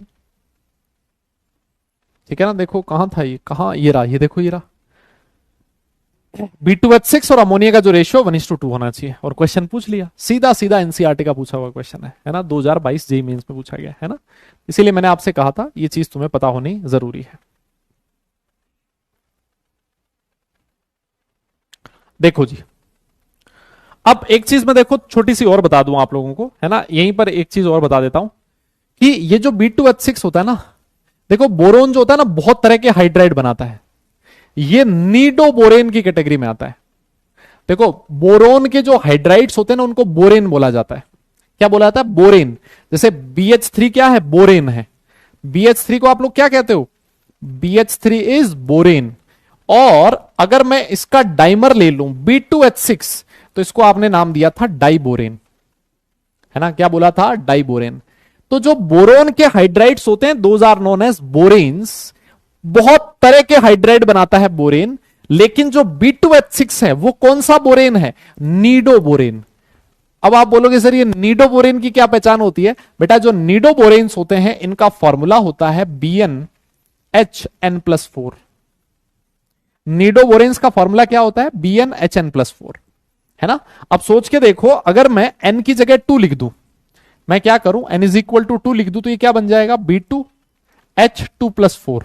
तो क्या बन जाएगा? ये B2H6। और यही तो है हमारा डाइबोरेन, है ना। तो अगर कोई तुमसे कभी पूछे कि डाइबोरेन किस तरह का बोरेन है, तो आप लोग बोलोगे सर डाइबोरेन नीडोबोरेन की कैटेगरी में आएगा। यस, डाइबोरेन कौन सी कैटेगरी में आएगा? नीडोबोरेन की कैटेगरी में आएगा। और नीडोबोरेन जो होता है उसका जनरल फॉर्मूला होता है BnHn+4, और n की जगह 2 लिखते ही फॉर्मूला बन जाएगा B2H6। B2H6 diborane is a nidoborane. Clear है क्या ये बात? डन। दादा बताओ बताओ। अरे आज मैं भाई किसी को कॉल वॉल नहीं कर रहा यार, आज कुछ पढ़ाया ही नहीं है पूरे पूरे लेक्चर में। जितना मैं सोच के आया उतना पढ़ा ही नहीं पाऊंगा आज। हाँ, इसको नोट कर लो आप लोग। Yes yes yes. अरे ये कहीं लिख लो। अब बताओ, हे भगवान, कह रहा सर ये कहां लिखे? मेरे माथे पे लिख लो, यहां लिखो, यहां। कैसी बात। अबे तुम कहां से आए हो मतलब, है?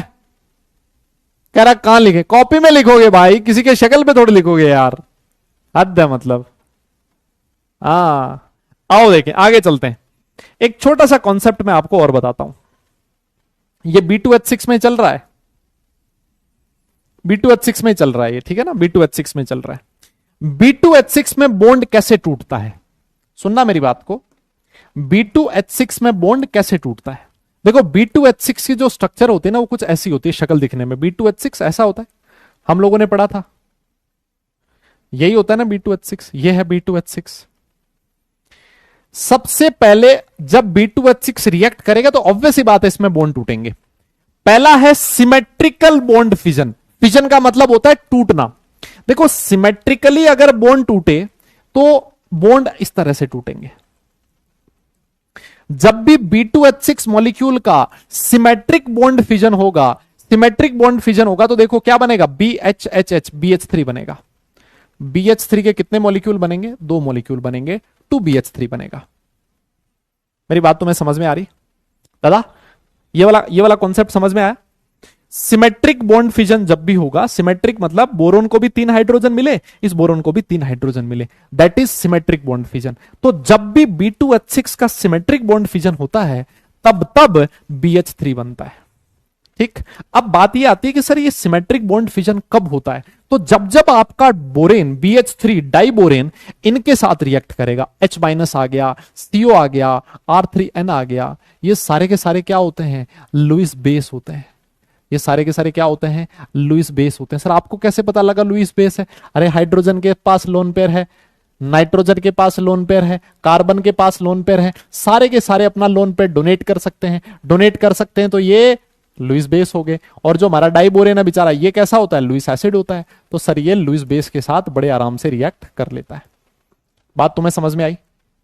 इस कॉन्सेप्ट में किसी को कोई भी दिक्कत है अभी बता दे भाई। किसी को अगर कोई भी दिक्कत है तो अभी बता दे। नहीं है? डन, बहुत बढ़िया। अब सर ये बताओ, अगर अनसिमेट्रिकली बॉन्ड फिजन हो तो क्या होगा? लो आओ वो भी देख लेते हैं। ये है तुम्हारा B2H6। दादा थोड़ी हिम्मत और बनाए रखें, बस 20-25 मिनट थोड़ी और हिम्मत बनाए रखें। CO, अरे कार्बन मोनोऑक्साइड दादा, CO कार्बन मोनोऑक्साइड है ना, तभी तो कार्बन के पास लोन पेयर होगा। ओह, कोबाल्ट के पास कहां से लोन पेयर होता है? अबे कान पे पड़ेगी एक जोर से। अगर ये CO होता, कोबाल्ट होता मुन्ना, अगर ये कोबाल्ट होता तो इसके पास कोई लोन पेयर होता क्या? क्या ये लुईस बेस होता क्या? ये लोन पेयर इसीलिए है, ये लुईस बेस इसीलिए क्योंकि कार्बन के पास लोन है ना, लोन पेयर है। डन। हाँ, तो जब सिमेट्रिकल, हाँ R बेटा एल्काइल ग्रुप है, यहां पर R। अबे यार ये कितनी बार बताया मैंने तुम्हें, R जो है R वो गैस कांस्टेंट नहीं है। R क्या है? एल्काइल ग्रुप है। R क्या है? एल्काइल ग्रुप है। मिथाइल, इथाइल, प्रोपाइल, वो वाला ग्रुप है, ठीक है ना। हाँ, R ग्रुप क्या है? R यहां पर इथाइल हो सकता है, मिथाइल हो सकता है, एक एल्काइल ग्रुप है। क्या है दादा? एल्काइल ग्रुप है ना। ऑर्गेनिक केमिस्ट्री में आएगा मिथाइल, इथाइल, कुछ भी हो सकता है ना, कुछ भी हो सकता है इस तरह का कोई। डन। हाँ, अब देखो भाई ये बात तो समझ में आ गई ना, सिमेट्रिक का मतलब यही होता है सबको बराबर मिलना चाहिए। तो इस बोरोन को भी 3 हाइड्रोजन मिले, इस बोरोन को भी 3 हाइड्रोजन मिले, तो BH3 के 2 मॉलिक्यूल बन गए। बहुत बढ़िया, इधर आइए। अगर अनसिमेट्रिकल बॉन्ड विजन हो तो किसी के साथ अन्याय होगा। अन्याय कैसे होगा कि बॉन्ड ऐसे टूटेगा, यहां से टूटेगा। जब बॉन्ड यहां से टूटेगा मुन्ना, तो एक बात देख दादा, इस बोरोन को 2 हाइड्रोजन मिले, इस बोरोन को 4 हाइड्रोजन मिले, ये बोरोन पूछेगा मेरी क्या गलती थी। तुमने पूछा होगा कभी वाई मी है? हाँ, तो अगर इस बोरोन को 1 हाइड्रोजन कम मिला है तो ये बनेगा BH2+, और इस बोरोन को 1 हाइड्रोजन ज्यादा मिला है तो ये बनेगा BH4-। This is unsymmetrical bond fission. ये कौन सा है? ये है अनसिमेट्रिकल बॉन्ड फिजन। मेरी बात समझ में आ गई होगी तुम्हें। This is unsymmetrical bond fission, ठीक है दादा। और ये वाला कौन सा था? Symmetrical bond fission. अरे बोलो, ये बात समझ में आई क्या?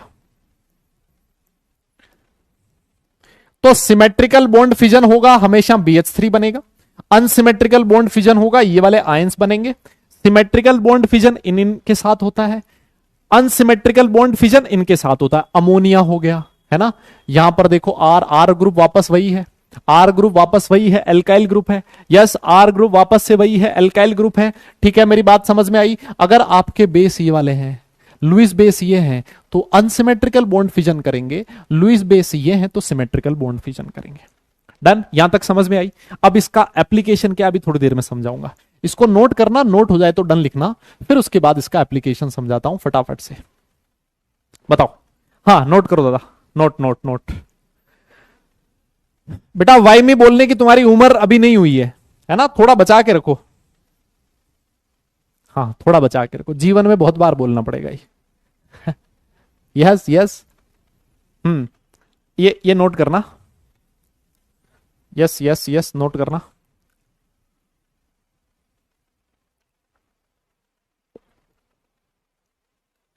इसका अभी एप्लीकेशन आपको समझ में आएगा, इसका अभी एप्लीकेशन आपको समझ में आएगा। हाँ जी, नोट कीजिए। हो गया? Yes, CO is neutral oxide. Very good, CO is neutral oxide. Done. वाह, वेरी गुड, बहुत बढ़िया। अब देखो, अब आपके सामने कुछ केमिकल रिएक्शंस लिखी गई हैं। देखो, अब तुम्हारे लिए इन केमिकल रिएक्शन को रटना नहीं पड़ेगा तुम्हें, तुमने इसका कॉन्सेप्ट समझ लिया है। जब B2H6 की रिएक्शन CO के साथ होगी, कार्बन मोनोऑक्साइड अभी थोड़ी देर पहले बताया था सिमेट्रिकल बॉन्ड फिजन करता है, करता है। सिमेट्रिकल बॉन्ड फिजन करेगा तो क्या बनेगा? BH3 के 2 मॉलिक्यूल बनेंगे। और CO की स्ट्रक्चर तुम लोगों ने पढ़ रखी है दादा, CO का स्ट्रक्चर ऐसा होता है। This is CO। कार्बन के पास लोन पेयर है ना, कार्बन के पास लोन पेयर है। बोरोन इलेक्ट्रॉन का भूखा है, तो कार्बन क्या करता है? अपना लोन पेयर डोनेट कर देता है किसको? बोरोन को। और बोरोन को डोनेट करेगा तो क्या बन जाएगा? कोऑर्डिनेट बॉन्ड बन जाएगा। बताओ, बात समझ में आई? यस यस यस, बात समझ में आई मेरी। ये रिएक्शन तुम्हें रटने की जरूरत ही नहीं पड़ी, तुमने रिएक्शन याद कर ली। थोड़ी तसल्ली तो रखनी पड़ेगी। और देखो, मान लो B2H6 की रिएक्शन Me3N, M है यहां पर मिथाइल ग्रुप, है ना। M क्या है बेटा? Me। Me क्या है? ये मी मतलब मैं नहीं हूं। Me बोले तो मिथाइल ग्रुप है। ये कौन सा है? मिथाइल ग्रुप है। ठीक है, अभी थोड़ी देर पहले बताया था कि जो R3N Me3N है, ये सिमेट्रिकल बॉन्ड फिजन करता है कि नहीं करता? अगर ये सिमेट्रिकल बॉन्ड फिजन करेगा तो क्या बनेगा? BH3 बनेगा। BH3 के 2 मॉलिक्यूल बनेंगे। और Me3N में भी नाइट्रोजन के पास लोन पेयर है, नाइट्रोजन ने अपना लोन पेयर बोरोन को दे दिया, तो नाइट्रोजन और बोरोन के बीच एक कोऑर्डिनेट बॉन्ड बन गया, ये वाला कंपाउंड बन गया। तुम ईमानदारी से बताओ, समझ में आया क्या? दादा बोलना पड़ेगा। यस यस यस, समझ में आई क्या मेरी बात? Very good. नेक्स्ट देखो, ये था डाइबोरेन, इसकी रिएक्शन अमोनिया के साथ हुई। अभी मैंने आपको बताया था कि जो अमोनिया होता है मेरे भाई, वो अनसिमेट्रिकल बॉन्ड फिजन करता है। क्या करता है? अनसिमेट्रिकल बॉन्ड फिजन करता है। यस, अगर ये अनसिमेट्रिकल बॉन्ड फिजन करेगा तो BH2+ और BH4- आयन बनेंगे। बनेंगे कि नहीं बनेंगे, बताया था मैंने तुम्हें, ये वाले दो आयंस बनेंगे। अब मुझे बताओ इन दोनों में से इलेक्ट्रॉन का भूखा कौन है? सर इलेक्ट्रॉन का भूखा वो होता है जिसपे पॉजिटिव चार्ज होता है। ये है बोरोन इलेक्ट्रॉन का भूखा, तो इस बोरोन को चाहिए क्या? इलेक्ट्रॉन। इलेक्ट्रॉन कौन देगा? नाइट्रोजन देगा। सर कौन देगा मेरे भाई? नाइट्रोजन देगा। तो ये जो नाइट्रोजन है इसने अपना लोन पेयर इस बोरोन को दिया, एक और नाइट्रोजन ने अपना लोन पेयर इस बोरोन को दिया। ये बोरोन इन दोनों के साथ दो कोऑर्डिनेट बॉन्ड बना लेगा, चार्ज अभी भी इसके ऊपर पॉजिटिव है। बताइए क्या तुम्हें मेरी बात समझ में आई? Yes yes yes yes. तो अब जैसे ही ये वाला कंपाउंड बना, देखो जरा आप, यही चीज सेम कंपाउंड मैंने यहां लिखा हुआ, देखो देखो यहां, कहां? यहां पर देखो ये लिखा हुआ B2H6.2NH3। इसके साइड में लिखा हुआ है कि ये एक आयोनिक व्हाइट सॉलिड होता है जिसमें ये वाले आयंस प्रेजेंट होते हैं। देखो BH2 के साथ 2 NH3 है and BH4 minus ion. BH2 के पास 2 NH3 है एंड BH4 माइनस आयन, बिल्कुल सिमिलर यही वाला है। देखो यही चीज है, ये वाला है ना। पहुंच गए यहां पर। और देखो अगर मैं इसको 200 डिग्री पे हीट कर दूं तो ये बन जाता है इनऑर्गेनिक बेंजीन, बोराजाइन बन गया, इनऑर्गेनिक बेंजीन।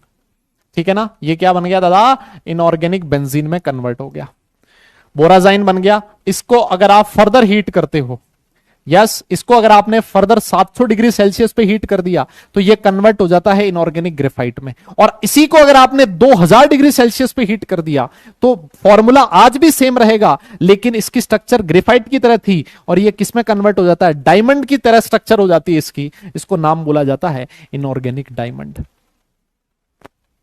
एक बार मैं वापस रिपीट करूंगा, इसको मैं रिपीट करूंगा, कोई दिक्कत नहीं है ना। इसको मैं रिपीट करूंगा, अभी थोड़ा रुको तो सही, है ना। इसको मैं थोड़ा अभी रिपीट करूंगा, चिंता मत करो, है ना। एक बार के लिए आप इसको नोट करो, है ना। नोट हो जाए तो डन लिखो, फिर उसके बाद मैं इसको रिपीट करता हूं इस स्लाइड को। ठीक है ठीक है, अरे नोट करो ना, कोई दिक्कत नहीं, मैं वापस समझा दूंगा। हाँ दादा एक बार के लिए नोट करो, नोट हो जाए डन लिखना, फिर मैं इस स्लाइड को वापस बताता हूं। वैसे जो बच्चा ढंग से समझ रहा है उसको समझ में आ गया होगा, फिर भी अगर किसी को नहीं समझ में आया वापस समझा दूंगा। एक बार के लिए नोट करो, हाँ एक बार के लिए नोट करो, हाँ हाँ नोट करो बेटा, नोट करो, फिर मैं समझाता हूं।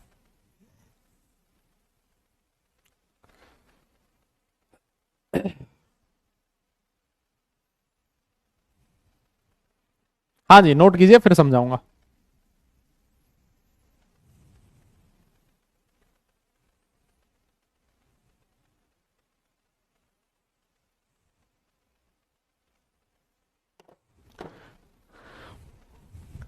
हाँ देखो, अभी थोड़ी देर पहले मैंने बताया कि जब B2H6 में सिमेट्रिकल बॉन्ड फिजन होता है तो सारे बोरोन, दोनों बोरोन को सेम हाइड्रोजन मिलते हैं ना, दोनों को 3-3 हाइड्रोजन मिले तो BH3 के 2 मॉलिक्यूल बनते हैं।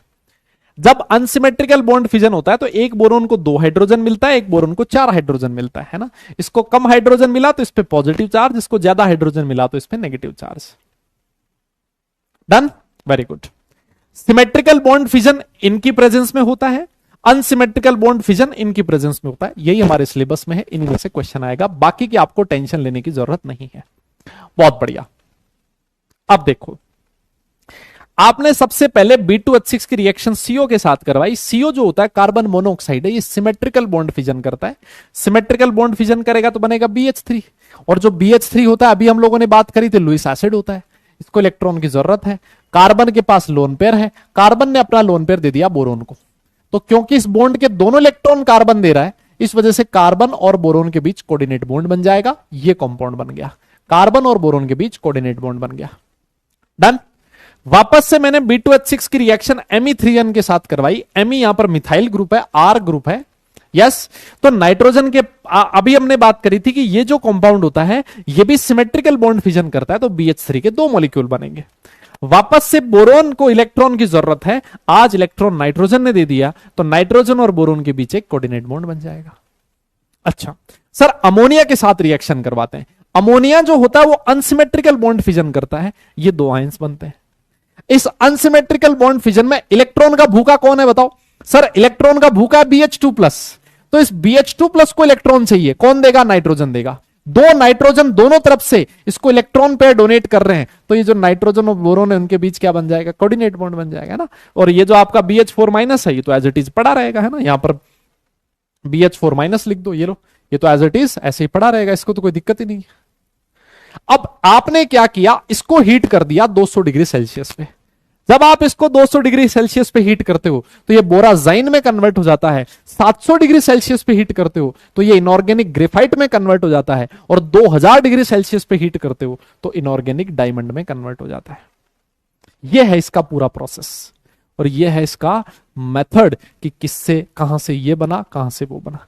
मेरे हिसाब से अब आपको मेरी बात समझ में आ गई है। यस, क्लियर है? वेरी गुड, बहुत बढ़िया। अब इसके बाद कुछ और कंपाउंड्स है, बहुत छोटे छोटे से कंपाउंड्स हैं, उनकी हम लोग बात करने वाले हैं। देखिए, देखो, तो अब इसके बाद आता है आपका बोरोन हैलाइड्स, है ना, BX3। बहुत आसान है, बोरोन का हैलाइड अगर मुझे बनाना है, जैसे बोरोन का क्लोराइड बनाना है, तो मैं बोरोन की रिएक्शन क्लोरीन के साथ करवा दूंगा, BCl3 बन जाएगा। बहुत सिंपल है। या फिर और एक तरीके से कैसे बना सकते हो, B2O3 की रिएक्शन कैल्शियम फ्लोराइड के साथ करवा दो और साथ में H2SO4 एसिड होना चाहिए, तब भी आपका BF3 बन जाएगा। यस, हम लोगों ने एक चीज पढ़ी थी कि जो BX3 होता है उसमें बैक बॉन्डिंग होती है। याद आया क्या तुम्हें? याद आया? बोरोन के पास हम लोगों ने बात करा था कि बोरोन के पास एक वैकेंट ऑर्बिटल होता है कि नहीं होता? बोरोन के पास एक वैकेंट ऑर्बिटल होता है, और ये जो X है इसके पास एक लोन पेयर होता है कि नहीं होता? जल्दी से बताइए, अरे फटाफट बोलो। क्या मैं ऐसे कह सकता हूं कि जो BX3 होते हैं ये लुईस एसिड्स होते हैं, इलेक्ट्रॉन डेफिशिएंट स्पीसीज होते हैं, क्योंकि इसमें बोरोन का ऑक्टेट कंप्लीट नहीं है ना, तो इनकी टेंडेंसी इलेक्ट्रॉन गेन करने की होती है, और इलेक्ट्रॉन गेन करने की होती है, मतलब ये सारे के सारे लुईस एसिड्स होते हैं। तो यहां क्या प्रेजेंट होता है? इसके पास लोन पेयर है, लोन पेयर जिस ऑर्बिटल में रखा है वो इसके साथ क्या कर लेगा? बैक बॉन्डिंग कर लेगा, है ना। ये चीज हम लोग पढ़ चुके हैं, बताओ, बैक बॉन्डिंग हम लोगों ने पढ़ ली थी ना। अरे बताओ, अब मेरा क्वेश्चन आपसे यह है कि बैक बॉन्डिंग सबसे जबरदस्त किसकी होगी? यह मैंने आपको होमवर्क में दिया था लास्ट क्लास में करने के लिए, बताओ जल्दी से। सबसे तगड़ी बैक बॉन्डिंग किसमें है? BF3, BCl3, BBr3 और BI3।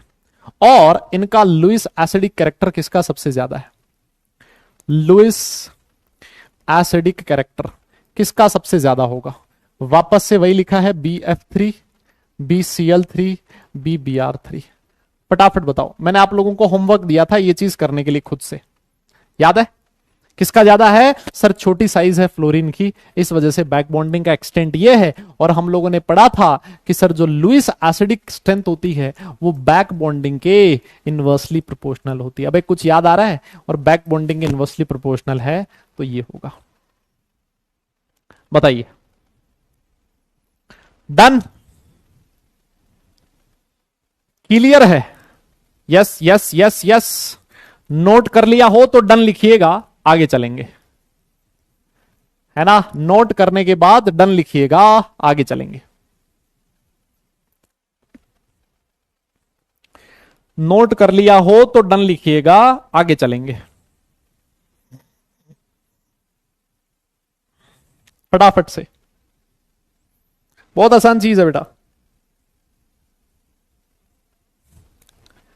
यस, हो गया। हाँ, ये चीजें तो हमने लिखी हुई है सारी, है ना, पहले ही पढ़ी हुई है।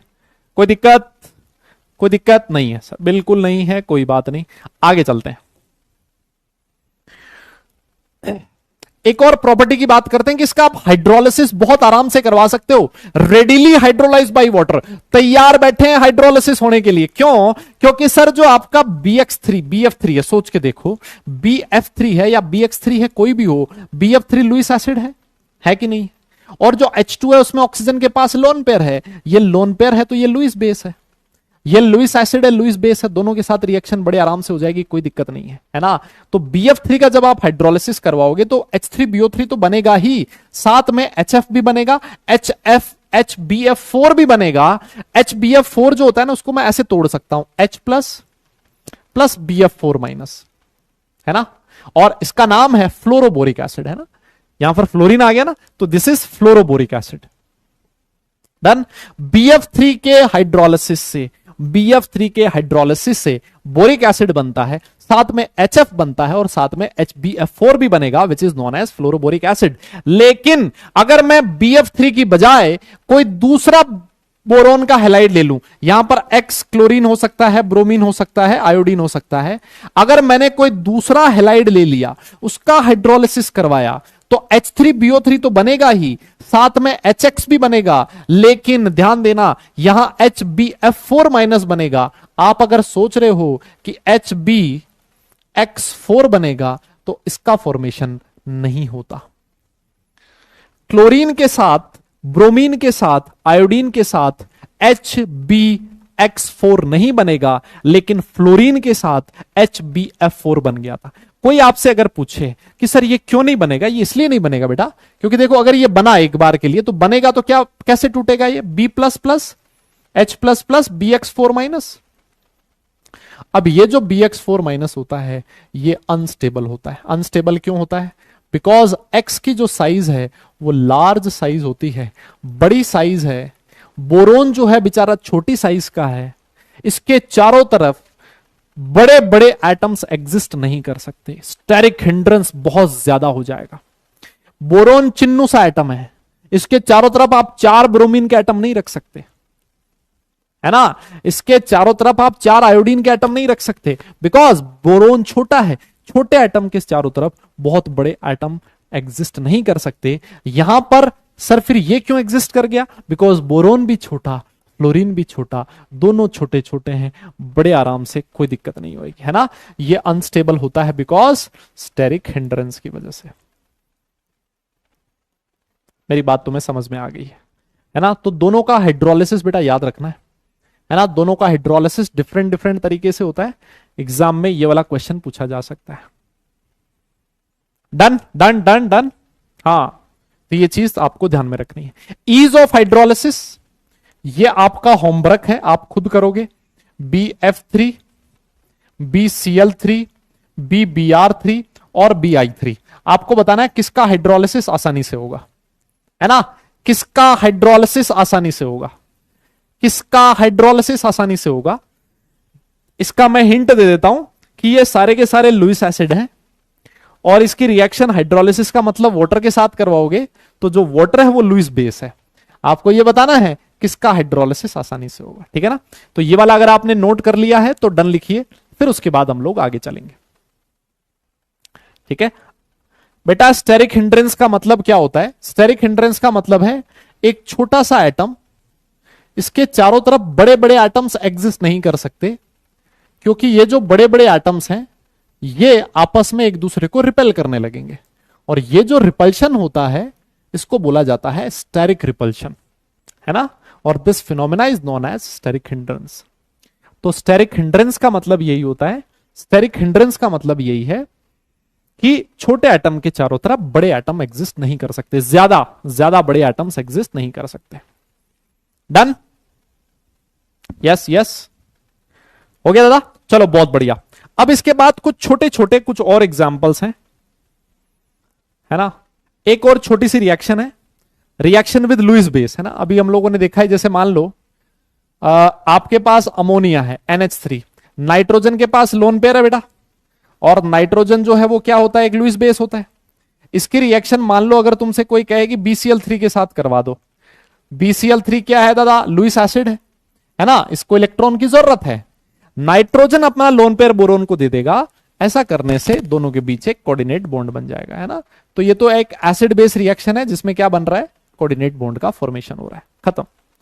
यस यस, हाँ, इसको नोट कीजिए, इस रिएक्शन को नोट कीजिए। ये रिएक्शन तो कोई बहुत ज्यादा इंपॉर्टेंट नहीं है और रिएक्शन लग भी बहुत आसान रही है। लुईस बेस है, लुईस एसिड है, दोनों के बीच एक कोऑर्डिनेट बॉन्ड बन जाएगा, एसिड बेस रिएक्शन है, ठीक है। लिखो लिखो, नोट करो बेटा। हाँ जी, नोट कीजिए, हो गया। चलो अब इसके बाद कुछ क्वेश्चंस है, होमवर्क दे रहा हूं। ये वाला क्वेश्चन आपका होमवर्क है। एक और क्वेश्चन है जो आपका होमवर्क है। अब इसके बाद मैं कुछ एक और क्वेश्चन भी है, ये भी आपका होमवर्क है, ठीक है ना। तो ये तीनों क्वेश्चन आपके होमवर्क हो गए।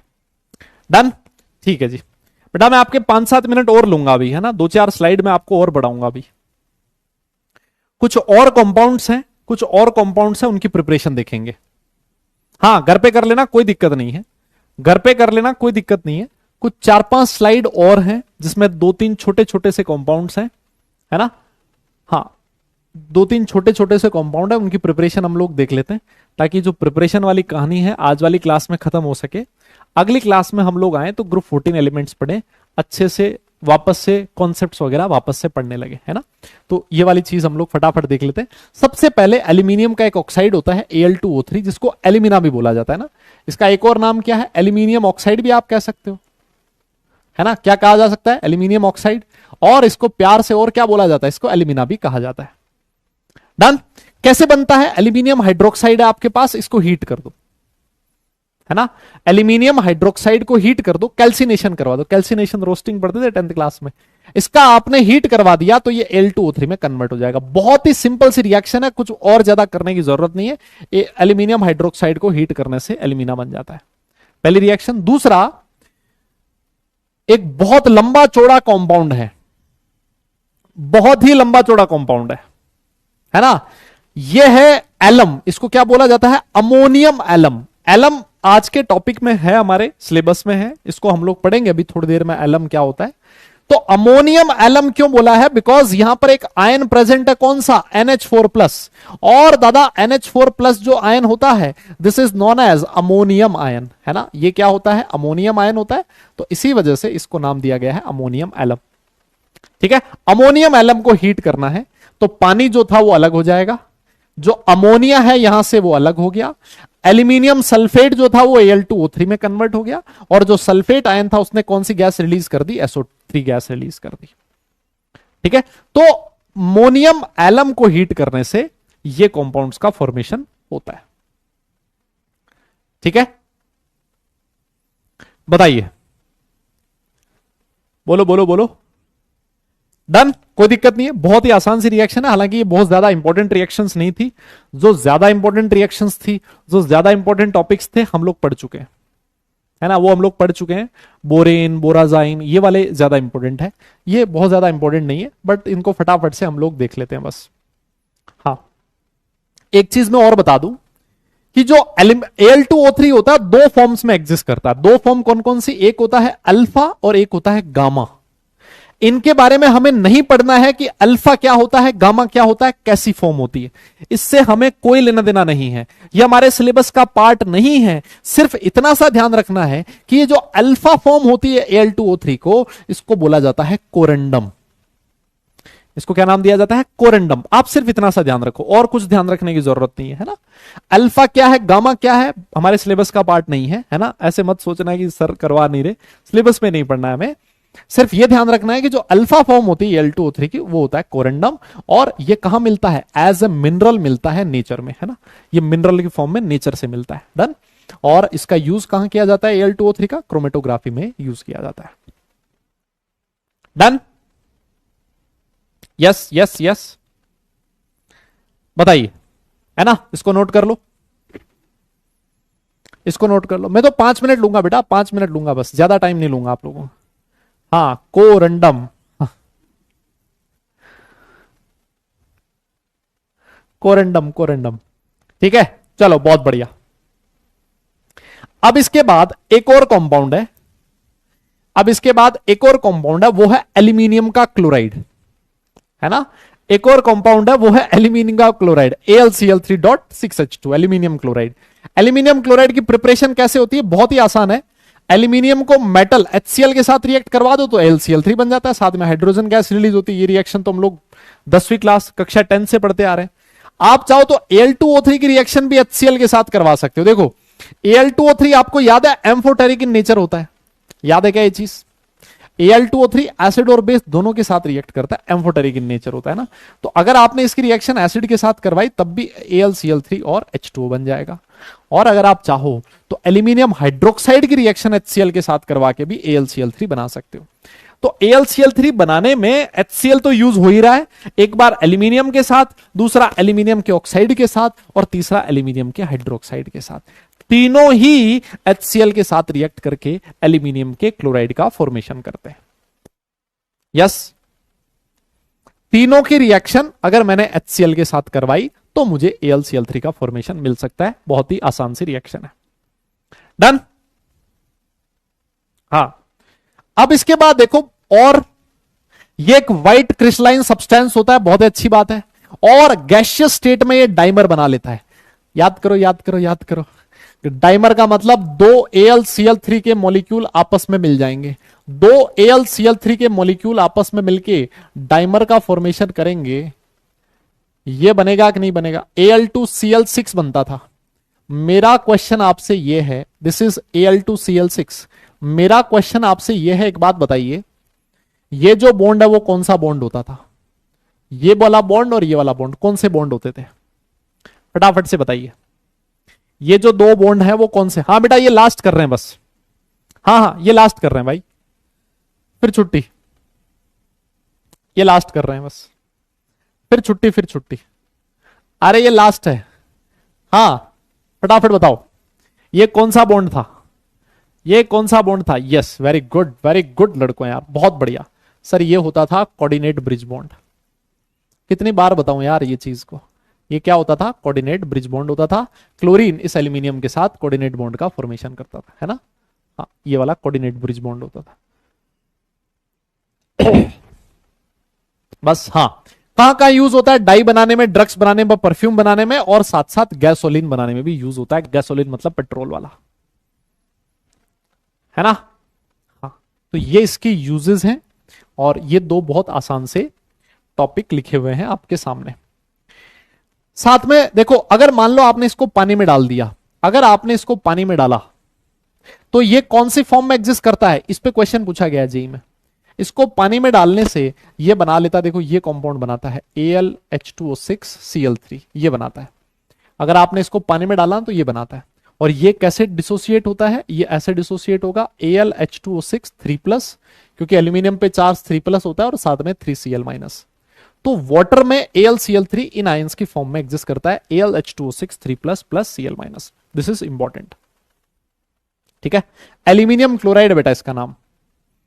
अगर आप इसको हीट करते हो, है ना, AlCl3 को अगर आप हीट करोगे ना, तो पहले बनेगा एल्यूमिनियम का हाइड्रोक्साइड, और एल्यूमिनियम का हाइड्रोक्साइड फर्दर कन्वर्ट हो जाएगा Al2O3 में।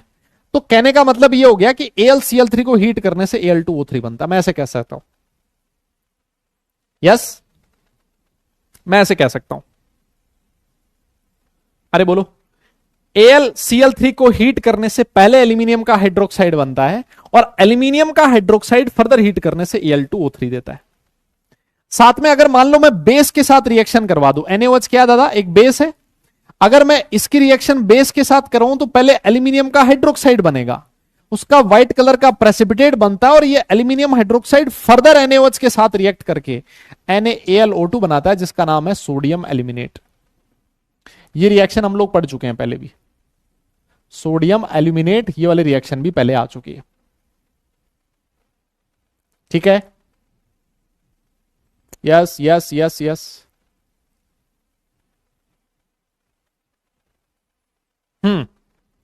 तो ये हीटिंग वाली रिएक्शन थोड़ी सी इंपॉर्टेंट है, और NaOH के साथ रिएक्शन थोड़ी सी इंपॉर्टेंट है बस, ठीक है? तो इसको नोट कर लेना।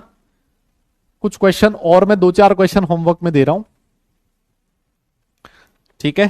क्लास छोड़ देते हैं अब, है ना? ये होमवर्क में करना। एक ये वाला क्वेश्चन है, इसको होमवर्क में करना, अगली क्लास में डिस्कस करेंगे ये सारे क्वेश्चन, इसको होमवर्क में करना। और ये एक स्लाइड है, एलम वाली 2 स्लाइड है, इसको भी आप लोग लिख लेना, है ना? एलम वाली 2 स्लाइड्स हैं, बस ये आप खुद से लिख लेना। बाकी एलम को मैं नेक्स्ट क्लास में समझा दूंगा, ठीक है?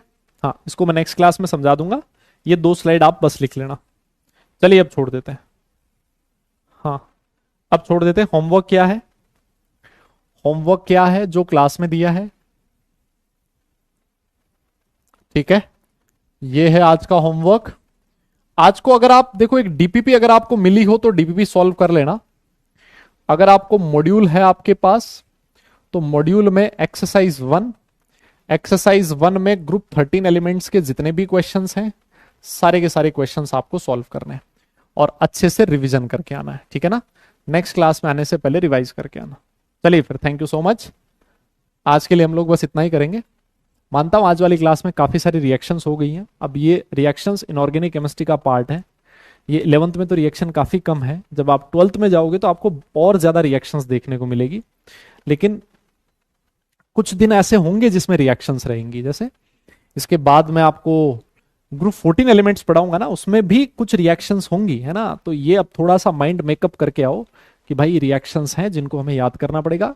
क्लास की शुरुआत में हालांकि मैंने तुम्हें सारी चीजें बता दी थी, ठीक है। आप लोगों का 10 मिनट मैंने एक्स्ट्रा लिया, उसके लिए मैं क्षमा चाहता हूं आप लोगों से, क्योंकि टॉपिक को खत्म करना था। अगली क्लास में ग्रुप 14 एलिमेंट्स हम लोग स्टार्ट करेंगे, ठीक है। तो ये 2 लेक्चर में इस चैप्टर को खत्म कर देंगे हम लोग, है ना। 2 लेक्चर का और बचा है। चलिए फिर, थैंक यू सो मच इस क्लास में आने के लिए।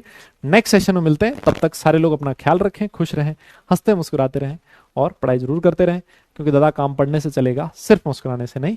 नेक्स्ट क्लास तक के लिए tata bye bye, love you all.